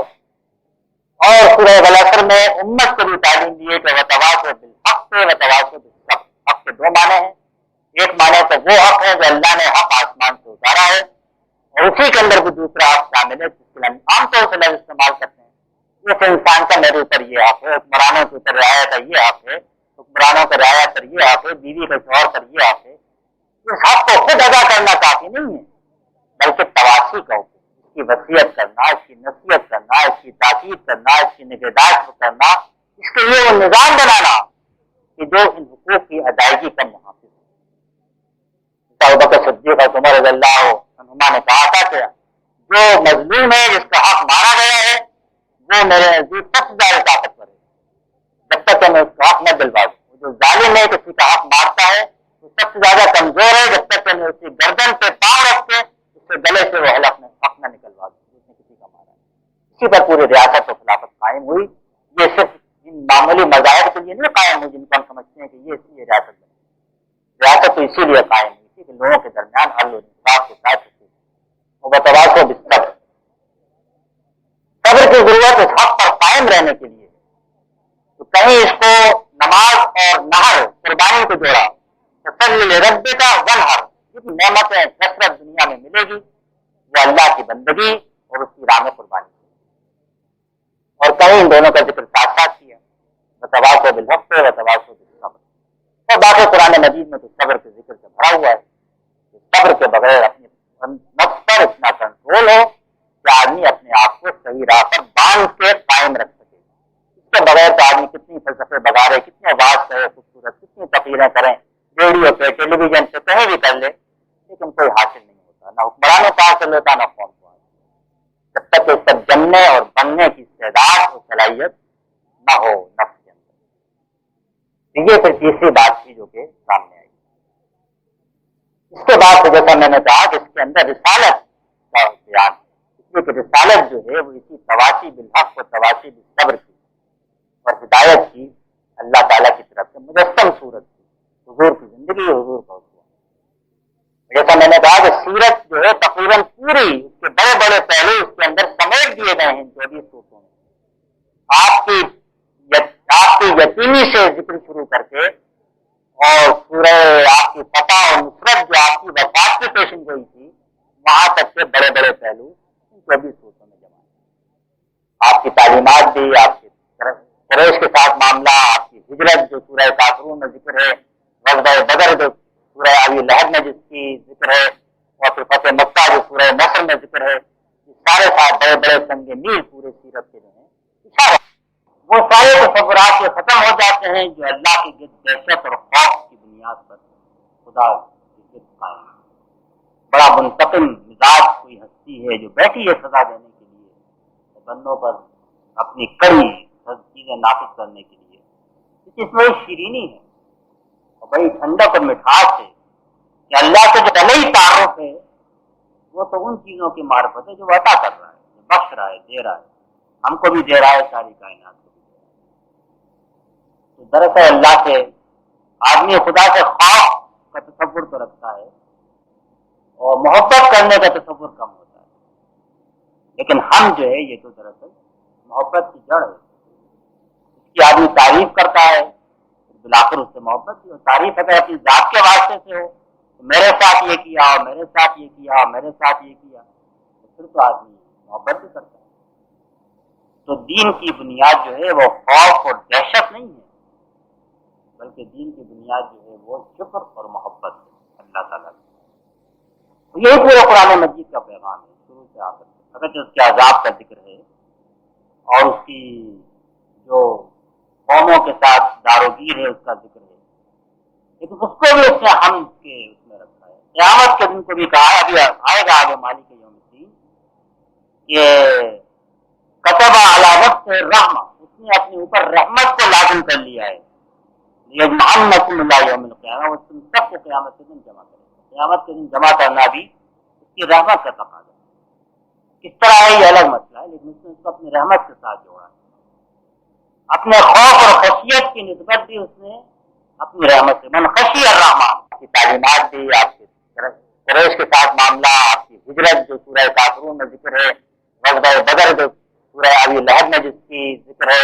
اور پھر فتح مکہ جو سورہ نصر میں ذکر ہے، یہ سارے ساتھ بڑے بڑے سنگ میل پورے سیرت کے جو ہیں اشاروں کے اندر ان 24 صورتوں کے اندر بیان کرتے ہیں۔ اور کیونکہ یہ نمونہ ہے تزکیہ نفس کا، مثالی نمونہ جو ہے وہ حضور کی زندگی ہے، یہی چراغ ہے جو روشن ہے، اور اسی کی محبت ہے کہ جو انسان کو اس نمونے پر قائم رکھ سکتی ہے، جو انسان کی ذمہ داری تھی، جس کے لیے اللہ نے اس کے اپنے نفس کو بھی ٹھیک بنایا، اور کائنات میں بھی چاند سورج ستارے رات دن بے شمار نشانیاں پھیلا دی جن سے آدمی حق کو پا سکتا ہے، لیکن یہ سب اپنی عقل ہو، اپنا نفس ہو، کائنات ہو، یہ انسان کی رہنمائی تو کر سکتے ہیں کہ یہاں پر یہ ہونا چاہیے، یہ ہونا چاہیے، یہ ہونا چاہیے، لیکن یہ ہے، یہ علم یہ نہیں دے سکتے۔ یہ علم دینے کے لیے اس نے اپنے انبیاء اور رسول کو بھیجا، ان کا کام نہیں یہ تھا کہ علم میں غیب، وہ غیبی علوم دیں، غیب سے مطلب یہ نہیں کل کیا ہوگا، غیب سے مطلب ہے کہ وہ علوم جو آدمی اپنی سائنس تجربے مشاہدے سے قطعی طور پر حاصل نہیں کر سکتا، سائنس سے تو کوئی بات جو قطعی طور پر وہ حاصل نہیں کر سکتا۔ سائنس کی تعریف ہی ہے کہ وہ بات جو قطعی طور پر سچی نہ ہو، جس کو غلط جھوٹ ثابت کیا جا سکتا ہو، اگر کسی بات کو غلط اور جھوٹ نہیں ثابت کیا جا سکتا تو سائنس نہیں ہے، پھر وہ عقیدہ ہے، سائنس بالکل یہی کہتے ہیں۔ لیکن وہ بات جس کو کوئی غلط ثابت کیا جا سکتا ہو، پھر انبیاء کے دیے ہوئے خبر اور ان کی دی ہوئی وحی کے اوپر آدمی یقینی مان لے، وہ دراصل ایمان بالغیب ہے، اور وہ حضور نے ہم کو پہنچایا، اس لیے حضور کا ذکر تفصیل کے ساتھ ہوا۔ جیسا میں نے کہا بعض چیزیں آپ کے لیے مخصوص ہیں اور بعض چیزیں امت کے اندر شریک ہے، تو یہی آپ کا بڑا فرض تھا کہ آپ دین کو پہنچائیں۔ قریش کو آپ نے پہنچایا، ان کو دعوت دی، ان کے سارے خرابیاں واضح کر کے سامنے رکھی، اسی طریقے سے آپ نے اس پر عمل کر کے بھی دکھایا، اور اسی کے قرآن مجید نے آپ کو تاکید نصیحت کی۔ اس میں ہم دیکھتے ہیں کہ اللہ تعالیٰ نے آپ کو جہاں بھی فرائض نبوت ادا کرنے کی تلقین و تعلیم کی ہے، جہاں پر اپنے احسانات کا ذکر فرمایا ہے، کہیں قرآن کا ذکر فرمایا ہے، انا انزلناہ فی لیلۃ القدر، کہیں پہلی وہی جمع کی ہے، اقرأ باسم ربک الذی خلق، خلق الانسان من علق، انسان کی پیدائش، قلم سے تعلیم، سب احسانات کا ذکر فرمایا ہے۔ اور پھر فرمایا ہے جہاں بھی ذکر کیا ہے، اقرا کے معنی بھی پڑھ کے سنانے کے ہیں، محدث کے معنی بھی بیان کرنے کے ہیں، وہاں پر اللہ نے بتایا کہ یہ کام جو ہے صرف تقریروں، کتابوں اور بات سے نہیں ہو سکتا، اس کے لیے اللہ تعالیٰ کا قرب چاہیے، اور اور اس لیے دنیا میں مشغول رہو، مخلوق پہ کام کرو، خلافت کا نظام قائم کرو، لیکن دل کا تعلق اللہ تعالیٰ کے ساتھ قائم، سجدہ کرو اور اس سے قریب ہو جاؤ۔ جب اس کام سے فارغ ہو فیضا فرق کا فنسب بیلا رب کا فرق، تو کھڑے ہو جاؤ، کمر باندھ دو، اللہ کی طرف رجوع ہو جاؤ، رب پر۔ جب پتہ آ جائے اور لوگ دور در دور دین میں داخل ہونے لگے کہ خون فی دین اللہ افواجا، تو فسبح بحمد ربک واستغفر، اللہ کی حمد کرو اور استغفار کرو۔ یہ ساری ہدایات بھی جگہ جگہ کہیں نگاہ بیٹھنے نہ پائے اور دنیا کی فتوحات دیکھ کر، لوگوں کا رجوع دیکھ کر جب سے لوگ چلے آ رہے ہیں، کہیں نفس کے اندر کوئی ذوق اور ناز نہ پیدا ہو، بلکہ کام تو مخلوق کا کرے اور دل خالق کے ساتھ لگائے۔ یہ پورا حضور کے حصے سے بیان فرمایا۔ اس امت کی پوری پیشن گوئیاں اس کے اندر موجود ہیں۔ اس کو فتح نصیب ہوگی، نصرت نصیب ہوگی، دنیا میں غلبہ نصیب ہوگا، ہر جگہ آپ کا پیغام، آپ کی امت تعداد میں اتنی ہو جائے گی کہ عرب میں رہنے والے مکے کے مٹھی بھر لوگ تو سوچ بھی نہیں سکتے۔ اور دنیا نے دیکھا کہ 1000 سال تک دنیا کے اندر آپ کی تہذیب، لائی ہوئی تہذیب بگڑی، خراب ہوئی، پھر سنوری، اچھی ہوئی، زوال پذیر بھی ہوئی، لیکن وہ بہرحال قائم رہی۔ اور آج بھی وہی دنیا کے اندر دو بڑی قوتوں میں سے قوت موجود ہے، ہر شخص یہی دیکھ رہا ہے کہ یہ قوت گرانے والی، یہ ساری بھی چیزیں اسی کے اندر جمع کرتی ہیں۔ اس پوری رائے نبوت پر چلنے میں جو موانعات ہیں اور رکاوٹیں ہیں، ان کو بھی بیان کر دیا گیا۔ فرمایا ہے کہ سب سے بڑی رکاوٹ جو ہے وہ دنیا نہیں ہے، بلکہ دنیا کو مقصود بنا لینا۔ دنیا تو ہے اس لیے کہ اس میں آدمی رہے، اس کو استعمال کرے، اس میں زندگی بسر کرے، شادی بیاہ کرے، تجارت کرے، کاروبار کرے، لڑائی لڑے، خون بہائے، سب کچھ کام کرے، لیکن اس میں سے کسی کو مقصود نہ بنائے، بلکہ مقصود جو ہے صرف اللہ تعالیٰ کا رضا ہو کہ جو ہمیشہ باقی رہنے والی۔ یہ بات اس نے اس لیے مال کا ذکر تو کثرت کے ساتھ کیا اور یہی بتایا کہ یہ تو انسان اس کو خیر کہا مال کو، یہ مال جو ہے یہ خیر ہے، یہ کوئی شر نہیں ہے مال، لیکن جب اس کی محبت شدید ہو جائے، جو بیان ہو سورہ عادیات میں کہ وہ خیر کی محبت میں بڑا سخت ہے، پھر آدمی لوٹ مار کرتا ہے،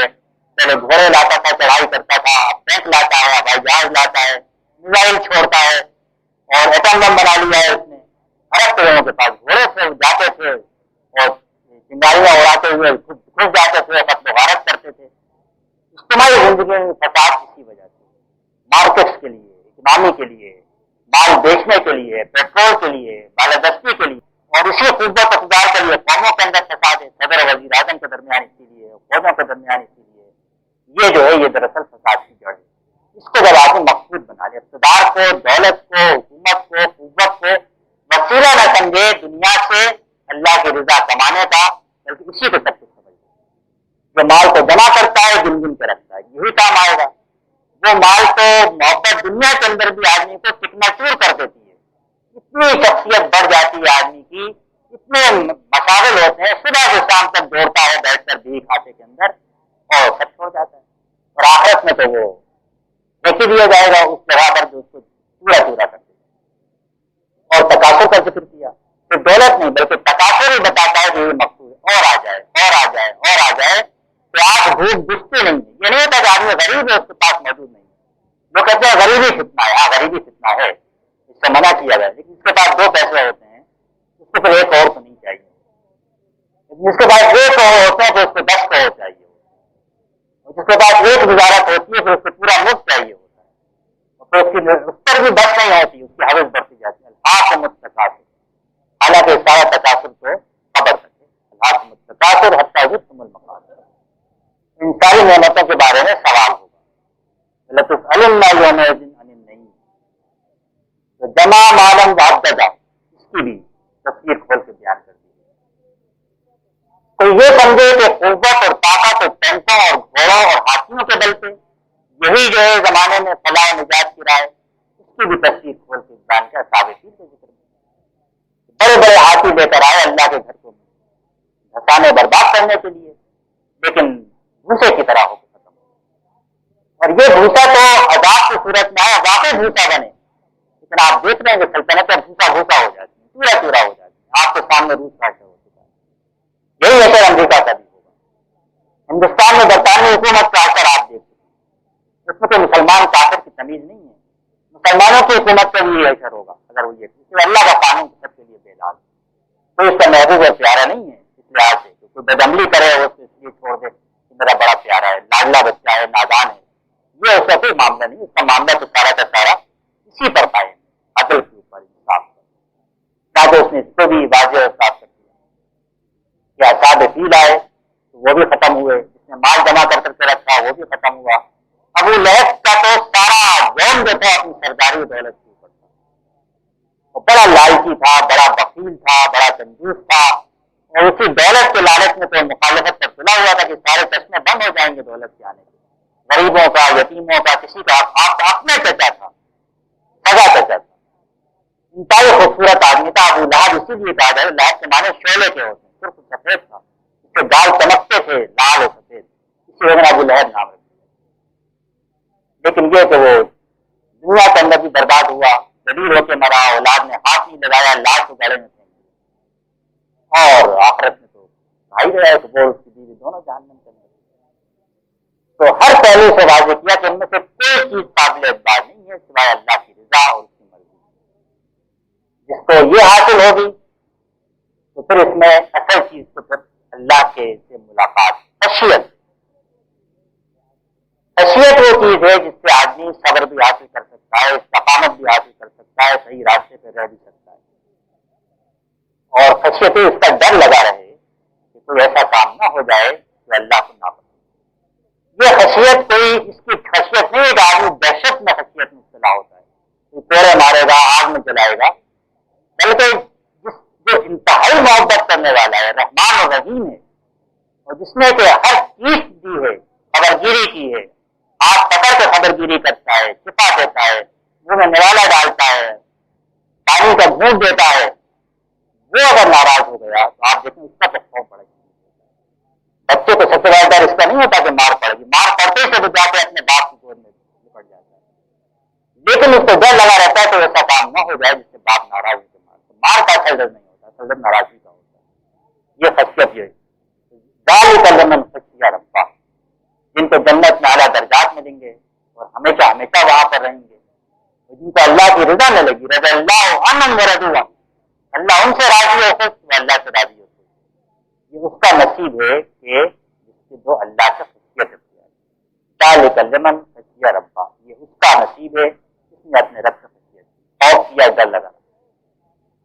اس کا راستہ جو ہے اس کے سامنے حاضری اور اس سے ملاقات، خشیت کے ہم معنی نہیں ہے، خشیت سے ملتا جلتا لفظ ہے خشوع کا۔ رسول قرآن مجید میں الذین یظنون انہم ملاقو ربہم انہم الیہ راجعون، سورہ البقرہ کی آیت ہے کہ وہ جو کہ یہ ہر وقت بھڑکا لگا رہتا ہے کہ اپنے رب سے ملاقات کرنا اور اس کی طرف لوٹ کے جانا۔ چنانچہ پھر جہاں سے بات شروع ہوئی تھی کہ آدمی اپنے عمل کی آزمائش کے لیے بھیجا گیا، وہ ذمہ دار ہے، کوئی مجبوری نہیں ہے۔ قد افلح من زکا، اس کا کام ہے کہ اپنے نفس کا تزکیہ کرے اور ایمان اور عمل صالح کی راہ اختیار کرے، تو پھر اللہ سے ملاقات کے بارے میں ساری باتیں بیان کر دی کہ اللہ کے سامنے تو چھوٹی سے چھوٹی برائی، جس نے ذرہ برابر نیکی کی ہوگی وہ دیکھ لے گا، ذرہ برابر برائی کی ہوگی وہ دیکھ لے گا، اور وہ دن ایسا ہوا کہ سارا نظام درم برم ہو جائے گا، زمین ڈول نہیں ہوگی، انسان گھبرا کے نکل آئیں گے، پتنگوں کی طرح ہو رہے ہوں گے، سارے بند ٹوٹ جائیں گے، پہاڑ تو ابھی بندے ہوئے نظر آتے ہیں، ہمالیہ پہاڑ اتنا نقصان کھڑا ہے، یہ ریت بن کے جانا شروع کر دے گا، کوئی چیز اپنے مقام پہ قائم نہیں رہے گی، کوئی چیز کام نہیں آئے گی، صرف عمل رہ جائے گی، گرو اعمال، اور اعمال میں اس کا برتاؤ رحمت اور انصاف کا ہوگا، یہ نہیں کہ جس نے ایک برائی کی اس کو پکڑ کے جہنم میں ڈال دیا، اعمال کو تولا جائے گا، تو من ثقلت موازینہ فہو فی عیشۃ راضیہ، اما من خفت موازینہ فأمہ ہاویہ، جس میں کہ میزان بھاری ہو جائے گی تو پھر زندگی اب ہمیشہ کی زندگی ہے، دل پسند زندگی ہے، عیش کی زندگی ہے، سب موجے مارو، اب بڑا ہے جہاں کی آگ بھڑک رہی ہے۔ یہ تعلیم بھی بیچ میں اس لیے جمع کر دی گئی تاکہ یہ خشیت جو اصل جڑ ہے اس اللہ سے ملے، یہ آخرت پر ایمان، اللہ پر ایمان دو میں دوسرے کا ہمیشہ ساتھ ساتھ ذکر آتا ہے، اور جو لوگ کے توحید से अलग हटते हैं, दरअसल वो आखिरत से भी इनकार करते हैं। इन दोनों का जो कुरान में जगह जगह जिक्र साथ इसी तरह दिया। तो अल्लाह का मुखलिस बंदा बनकर तो वही रह सकता है जो अल्लाह की इसमें खशियत हो, रज़ा इलाही का मुकाम भी उसे हासिल हो सकता है। और जन्नत आदम में हमेशा हमें की जिंदगी भी ईशत राजिया उसी को मिल सकती है। तो जितनी नेकियां कमा के लाया हो कि बुराइयों पर भारी हो जाए, इसमें इत्मीनान और सुकून और सहारे का सामान भी है। कोई आदमी समझे कि मुझसे कोई बुराई नहीं होगी, ये नहीं हो सकता इंसान के साथ। उसका इख्तियार इस बात का तकाजा करता है कि वो बुराई कर सके, और बुराई कर सकने का इख्तियार का ये लाजमी नतीजा है कि बुराई करे। जबकि हर तरफ से आजमाइशों में घेर दिया गया है, और उस दौलत में जमीन पता जाती है, हर चीज बड़ी भली लगती है, यही हम मिल जाए, हमेशा यहीं रहे। इसलिए फरमाया कि ये जो है ये चीज वो तो इसी तरीके से हासिल हो सकती है। तो जमीन की जो नेमतें हैं और जमीन का जो माल है, यही सबसे बड़ी आजमाइश बनती है। आदमी इसमें बिखरता है, गुनाह करता है, गलती करता है, लेकिन मजमूई कारनामा जिंदगी पर फैसला होगा। अल्लाह ताला ने हुजूर ने फरमा दिया, अगर तुम गुनाह ना करते तो अल्लाह ताला दूसरी मखलूक पैदा करता, और वो गुनाह करती, माफी मांगती, अल्लाह ताला उसको माफ करता। इसके माने नहीं कि आदमी गुनाह करे, इसके माने आदमी अपनी फितरत को समझ ले। अल्लाह ने आजमाइश में डाला है तो गुनाह तो होगा। पानी पे आदमी चलेगा तो पांव तो भीगेंगे। दुनिया में चलना पानी पे चलने की तरह है, इसमें गुनाह तो इस तरह मौजूद है। लेकिन अल्लाह की तरफ रुजू रखे, खशियत रखे, इस्तग़फ़ार करे, अल्लाह का शुक्र करे, तो बड़े से बड़े फितने से भी आदमी बच सकता है। राह फैसला मजमूई कार्रवाई, जिसने अपने उस मुकाम को पहचाना तो मैं अपनी जिंदगी का जिम्मेदार हूँ, और जिंदगी का एक ही मकसद है कि वो अल्लाह की रजा के मुताबिक। फिर और कामों के अंदर कोई फर्क नहीं है, काफिर भी लड़ता है, मुसलमान भी लड़ता है, वो भी तलवार उसके हाथ में होती है, इसके हाथ में भी होती है, वो भी गर्दने काटता है, ये भी गर्दने काटता है, वो भी माल लूटता है, ये भी माल गनीमत से हाथ मारता है, फिर भी दोनों में जमीन आसमान। वो भी शादी करता है, ये भी शादी करता है, वो भी बच्चे पैदा करता है, ये भी बच्चे पैदा करता है, वो भी तिजारत करता है, ये भी तिजारत करता है। कहीं ये नहीं है कि दुनिया में कोई चीज छोड़ना है, लेकिन वो हुदूद की पाबंद होना चाहिए जो अल्लाह ने तय कर दी है, और बंदों के लिए एहसान करना चाहिए, अल्लाह की बंदगी करना चाहिए। ये दरअसल आप देखेंगे कि 24 सूरतें हैं और बड़ी मुख्तसर सूरतें हैं, और जैसा मैंने कहा इनका तो मैंने ही से मामला शुरू कर दिया, कहीं से भी शुरू हो सकता है, लेकिन इंसान के जिक्र से क्योंकि सूरह वशम्स शुरू होती है, इसलिए मैंने यहाँ से शुरू किया। और हुजूर ने जहाँ छोटी सूरतें पढ़ने की ताकीद की है, वहाँ उमर आपने सर उन्वान यही सूरतें रखी है, और आप खुद भी इन्हीं सूरतों को कसरत के साथ तिलावत किया करते थे। बात सूरतें जैसे सूरह कुल औज़ु बिरब्बिल फलक, कुल औज़ु बिरब्बिल नास और कुल हुवल्लाह, ये तो आप या अय्युहल काफिरून, ये तो आप हमेशा पढ़ते थे। कुल या अय्युहल काफिरून और कुल हुवल्लाह का फजर की सुन्नतों में पढ़ते जब दिन शुरू होता था, और मगरिब की सुन्नतों में पढ़ते हुए जब रात शुरू होती थी, और बिस्तर को लेकर पढ़ते थे जब रात जो है चांद जब रात शुरू होती, नींद की वक्त जाते थे। 3 वक्त इसके अक्सर आपका फिर आखिर में इन सूरतों में ये बताया गया कि सिर्फ एक ही चीज है जहां पर इंसान बहकता है, उसका ख्याल, और कोई चीज आप समझे कि हाथ पांव आंखें ये बुराई करती, ये नहीं करती। बुराई का सरचश्मा तो वसवसा है, दिल है, दिमाग है। जिसका दिल सुधर गया हदीस में, उसकी पूरी जिंदगी सुधर गई, जिसका दिल बिगड़ गया उसकी पूरी जिंदगी सुधर गई। और दिल के अंदर कोई चीज दाखिल नहीं हो सकती, बंदूक नहीं दाखिल हो सकती, टैंक नहीं दाखिल हो सकता, लेकिन ख्याल दाखिल हो सकता है, हर किस्म का ख्याल। अब तो मजबूरी है, जमाना ही ऐसा है, 20 बुराइयों का दरवाजा खुल गया। आखिर बीवी मांग रही है, कुछ करना ही है उसको, तो रिश्वत लेने के दरवाजे खुल गए। बच्चों की तालीम का क्या होगा, ये बच्चे बड़े होकर क्या बनेंगे, ये फिक्र नहीं है कि मौत के बाद कहाँ जाएंगे, ये फिक्र है कि बड़े होकर क्या मौजा मिलेगा, उसके लिए उनको डालना ही है उस तालीम में, कुछ उनको बर्बाद कर दे, खराब कर दे, लेकिन करना है। कोई मजबूर नहीं कर रहा कहीं पर, ख्याल मजबूर कर रहा है, वसवसा मजबूर कर रहा है। और इसलिए इस वसवसे का इलाज जो है वो आखिरी 2 सूरतों में एक नुस्खे में समेट कर इंसान के हाथ में दे दिया गया। ये 24 सूरतें हैं जिनका तो मैंने मौजूदात के लिहाज से खुलासा आज आपके सामने पेश किया है। आप जितना इन पर गौर करें, आसान है याद करना, सोचना आसान है, माने याद करना आसान है, समझ के पढ़ना आसान है, नमाजों में आप यही बार बार पढ़ते हैं, लेकिन ये वो सारी तालीमात आपके हाथ में दे देती हैं, जो तालीमात को फिर फैला के वुसअत के साथ, कसरत के साथ, फिर आसान की सूरत में, निज़ाम की सूरत में, तलाक और निकाह के आसान की सूरत में, विरासत के आसान की सूरत में, सब इन्हीं बुनियादी तालीमात पर कायम है। और अगर कोई 24 सूरतों के मजाहिर مضامین کو سمجھ لے، یاد رکھے، پڑھتا رہے، ان پر عمل کرے، اس کی نجات کے لیے کافی ہیں۔ اور بھی صورتیں ہو سکتی ہیں، میں پھر کہوں گا کہ 24 صورتیں میں جو ذکر کر رہا ہوں کسی حدیث قرآن سے ثابت نہیں ہے، لیکن میں نے اپنے قرآن کے مطابق ان 24 صورتوں کو یہاں سے منتخب کر کے آپ کے سامنے بیان کر دیا۔ واقع دعوانا